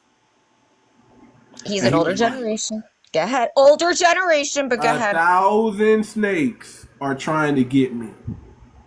And 100 snakes who are good snakes wanna stop the 1,000. The other 900. Do I keep the door open to try to let some of the 100 snakes in? Or do I just close the door and let no snakes in? So you want to know what you sound like? And I'm going to do an analogy. You sound like a person. Analogy, not like you had this happen. Just get with me. Someone that got cheated on, burned to whatever she did. That's what you sound like. You will never let another woman burned so many times. Every time we try to do it. You got burned by one doesn't mean every other woman is going to burn. Every time we tried to do it with y'all, we got burned. From when we were American Indians, we got burned. No, I'm talking about the now. two-tongued people for now. a reason. We're not going in the past. Okay, we're talking about now, but now. You have to think now because How we're many millennials believe like you, ma'am? You are an anomaly. Okay. No, You're not. wrong. Yes, you are. You're a minority. You know what it is? Don't mess with the Mississippi people. You know what a liberal is? We thought the liberals were cool for a long time until we realized that they were just as racist if not even more racist. You understand what I'm saying? But you do have to represent certain areas in the states. Okay, I'm Jersey. There's New York. There's the Northeast is not like Ma'am, that. the best thing you can do is go back instead of telling Black Americans to get on coat with y'all. The best thing you No, I can didn't do. say that. The best I thing said you stop can being do. against us. Like if I'm a woman coming to date you and Right. because The I best don't, I thing. literally, The if less best thing. if I do something to you, Right. stop treating me as I was your ex cheating whatever. I That's the got you. way I got you. you The have best to thing for open you to up do, a you want little. to help foundational Black Americans, go back and tell your community what you're trying to tell us. Because I Make don't them. need to. We're You at least stand where up. I am You from, stand we up don't feel and that way. you stand up and you make them understand. We We do already get it. understand. It's you guys that aren't letting us. No, It's like you were burned by somebody ma'am, way in the past, and we're ma'am. taking the Can fall you and the blame hit. us? Can you blame us every time we try to work with Well, y'all? can There's you? That's you there's sound always like a some person type that of got cheated backdoor on. deal. It doesn't matter. Would you Doesn't treat matter. every That's woman this not way? good. No. I'm saying it is what it is. I'm saying we're at a point where we only want to work on ourselves. We don't want nobody else to come in. No, you don't. I'm want to not work with saying we're nobody else. coming in to do it, but just stop pushing us so much far away. I feel No, like we are listen. getting We don't have to like listen. targeted for Because some reason. listen. You have a problem just like the tethers have a problem. Listen, it's not that we don't like you guys. It's just that we have to worry about us. We can't And worry that's about what you should be worried about, but stop at least we have to fix our pinning everything community. And on we the don't newer. want and hold on. And we don't want your help. That's just all it is. Man. Okay, it's We not don't help. want your So, help. so how We're many not times? asking for your help. We're not Exactly. asking for your help. Exactly. How We many don't want times it. Go does ahead. this man have to tell you that we're not looking or want your help? What about that is not registering? That's what we don't understand. And we didn't start these diaspora wars. We felt it in our communities. We felt it within the society. But on this app is where you guys actually vocalize this animosity we were feeling from you. And Oh, this is not new because Dr. Claude Anderson, he spoke of this during his time. So what I'm trying to understand, what is the anger? And the then anger is this. Okay. As somebody like, okay, I could go to my grandparents' time and they passed away. They were like, she was like 90 something, okay? That time was different. Then the next generation, that was my, different. Then the next. Our generation went to school with everyone. We don't feel that way. So yes, we are angry in my generation we don't feel it at all. Now we feel what you feel with the corporations. We're on your side with that, but we are getting We don't care pinned. about no Target. Ma'am, black people don't care about boycotting no Target. That's a I Democrat. didn't say Target. I said move. the corporations. Okay. The higher up banks and all that, and like people. Okay, then if you want to help foundational Black Americans, you take that fight to the corporations and We all need to take the fight. That's the problem. They don't want us to work together to fight them. Ma'am. You don't need us to do that. No, they need all. Yes, we do. We need all Americans to come in together. No. Well, you get on the front line first, and when we see y'all fight a little bit, we might come in. I've been there. I've been there with the nursing. We've been there. Trust me. Good. Get all your people together. And I and said y'all after you get to in the COVID front shot. of the line because we're no longer leading the charge. Oh, I see what you're saying. I see what you're going at. Equity in the game now. I get you. If you want to do that, you go to your people, start a live, and say, white people, we got to change our thinking. Well, we don't want it to just be YT or BLK. No, you do. No, we want it to be Americans first, walking in there. Does that make sense? Get you. But you got to start with your community first. No, because I would never just do YT people and walk in. Start with your community. This is where the first. disrespect comes in. Don't start with our community. Right. If someone is telling you we Oh don't no, want I your agree. help. We don't want your help. Then respect that. No, it's not That's help. called It's a fight you against don't. what they're But trying to do to all the Americans. It's I period. okay, It's get not you. just so your for So your community. what we're sector, saying is, you go lead the charge, and guess what? You may turn around and look that you got Black Americans helping you. But here's the I have the fight with the nursing but here's every what we're day. not So gonna do. trust me, my I fight's hear you, real. but check this out, ma'am. Here's what's not gonna happen. Here's what's not gonna happen. Okay, we're not gonna align with anybody that doesn't feel we don't need reparations.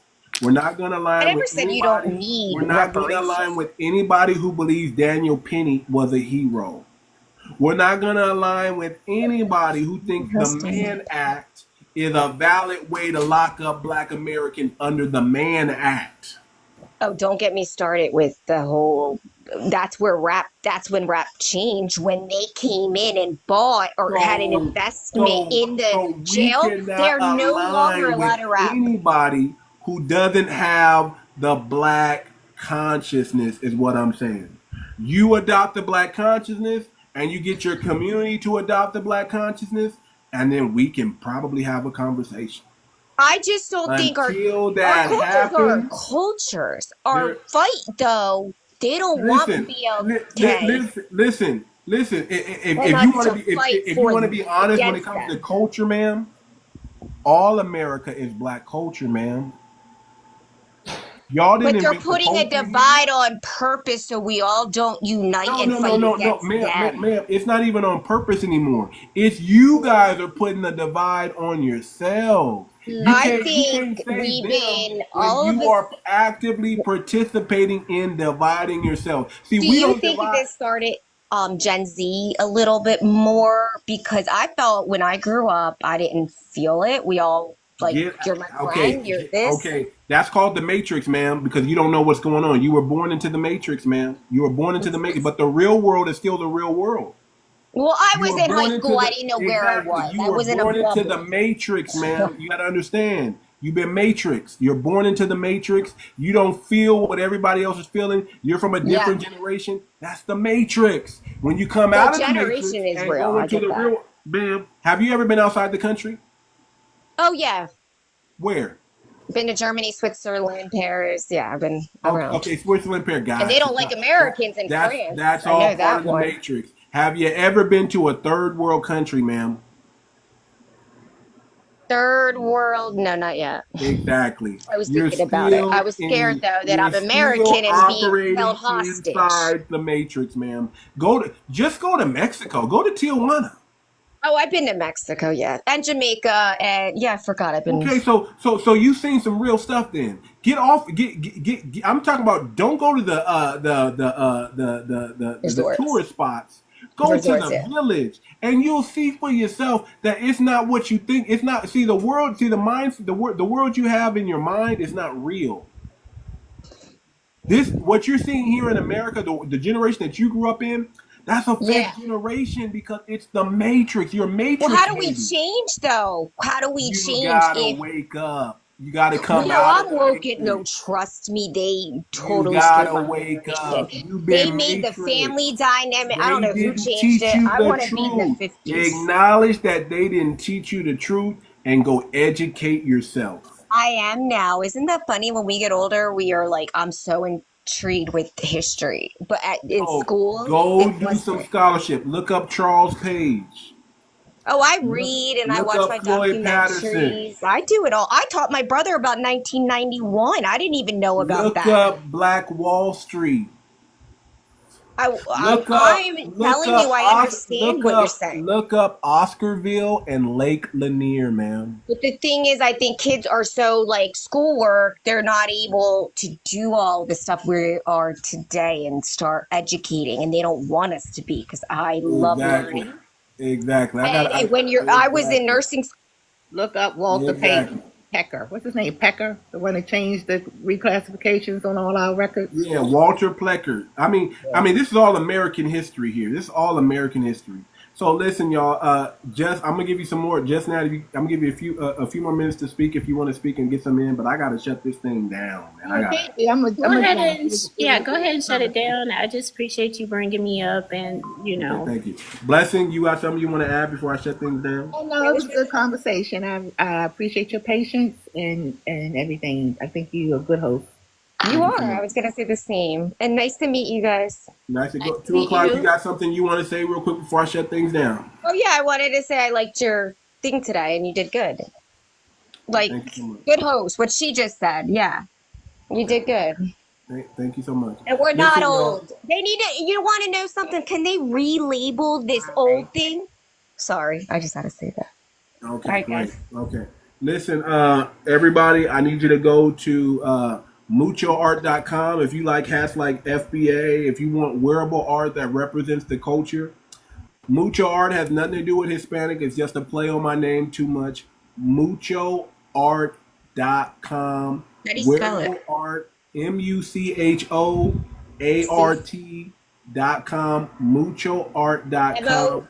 M-O or M-U? Say it one more time. Wearable art that represents the culture. Go to muchoart.com. Also, check out my album, Too Much for TV. You can stream it on all major streaming platforms, but I also appreciate if you buy the album. It's some real game Wait, are in you there. on YouTube? If you like, it's on YouTube. If you like real music with a real message, check out my album. Okay, I'm gonna write this for one TV. down. Too Hold on, I like Much for TV. Check out the album, stream it. You're gonna get laced with game. If you want to understand foundational Black American culture, if you want to understand foundational Black American struggle, if you resonate with those things, if you resonate with a positive message, no cussing, but lyrical content. I'm talking about the lyrical content is there. It's not none of this nonsense. It's the lyricism and the wordplay, the metaphors. Are you rapping? The polyrhythmic rhymes. It's all there. Go check out the album. Say it one more time on YouTube. If I search on YouTube, what do I gotta look up? You go just type in Too Much for TV or Too Much Moxie, Moxie. Okay, with 3 O's. All right, gotcha. I'll check it out. Y'all have a good day. And I want you to check out one other person, Tom McDonald. Tom McDonald. I actually ran into the guy and had a conversation with Tom McDonald. I know who you're talking about. Did you? Okay, yeah. He has the black eyes. Yeah, I talked to that brother. Okay, listen. Also, family, FBAcoin.org. Go to the website, FBAcoin.org. Do your due diligence. We have a cryptocurrency. We need to build up the liquidity pool so we can finally release it. Everything is minted. Everything is verified. It's real. Check it out. FBAcoin.org. Check it out. Do your due diligence. And once you do due diligence, you know what to do after that. Okay, can I ask you, Canelo's power too much for? Oh no, that's not you. I'm on YouTube now. I'm trying to find you. Okay, right, if you type in Too Much Moxie on YouTube, the only thing that's gonna Too Much Moxie. I just talked to my TV. Unless you're on YouTube Music, my music is not gonna come up, but you will see my my. Oh, YouTube I gotta channel. be on music to do it. You're saying? Yes. I'm on Spotify. I'm on Apple Music. If you type in Too Much for TV or Too Much Moxie with 3 O's, my album's gonna pop up. Listen, with that being said, family, listen, I appreciate everybody who came out. I appreciate everybody on the panel, everybody in the comments. I really appreciate you guys. Everybody did a fantastic job speaking. Moxie with 2 O's. It is what it is, family. We're gonna check that other box, and we're gonna build the political momentum, and we're gonna make change. The other box is our solution. We're going to reclaim our identity. This has been Too Much Moxie. Peace out, family. Peace, love, reparations, and the blockchain. We're out. Damn it, I can't.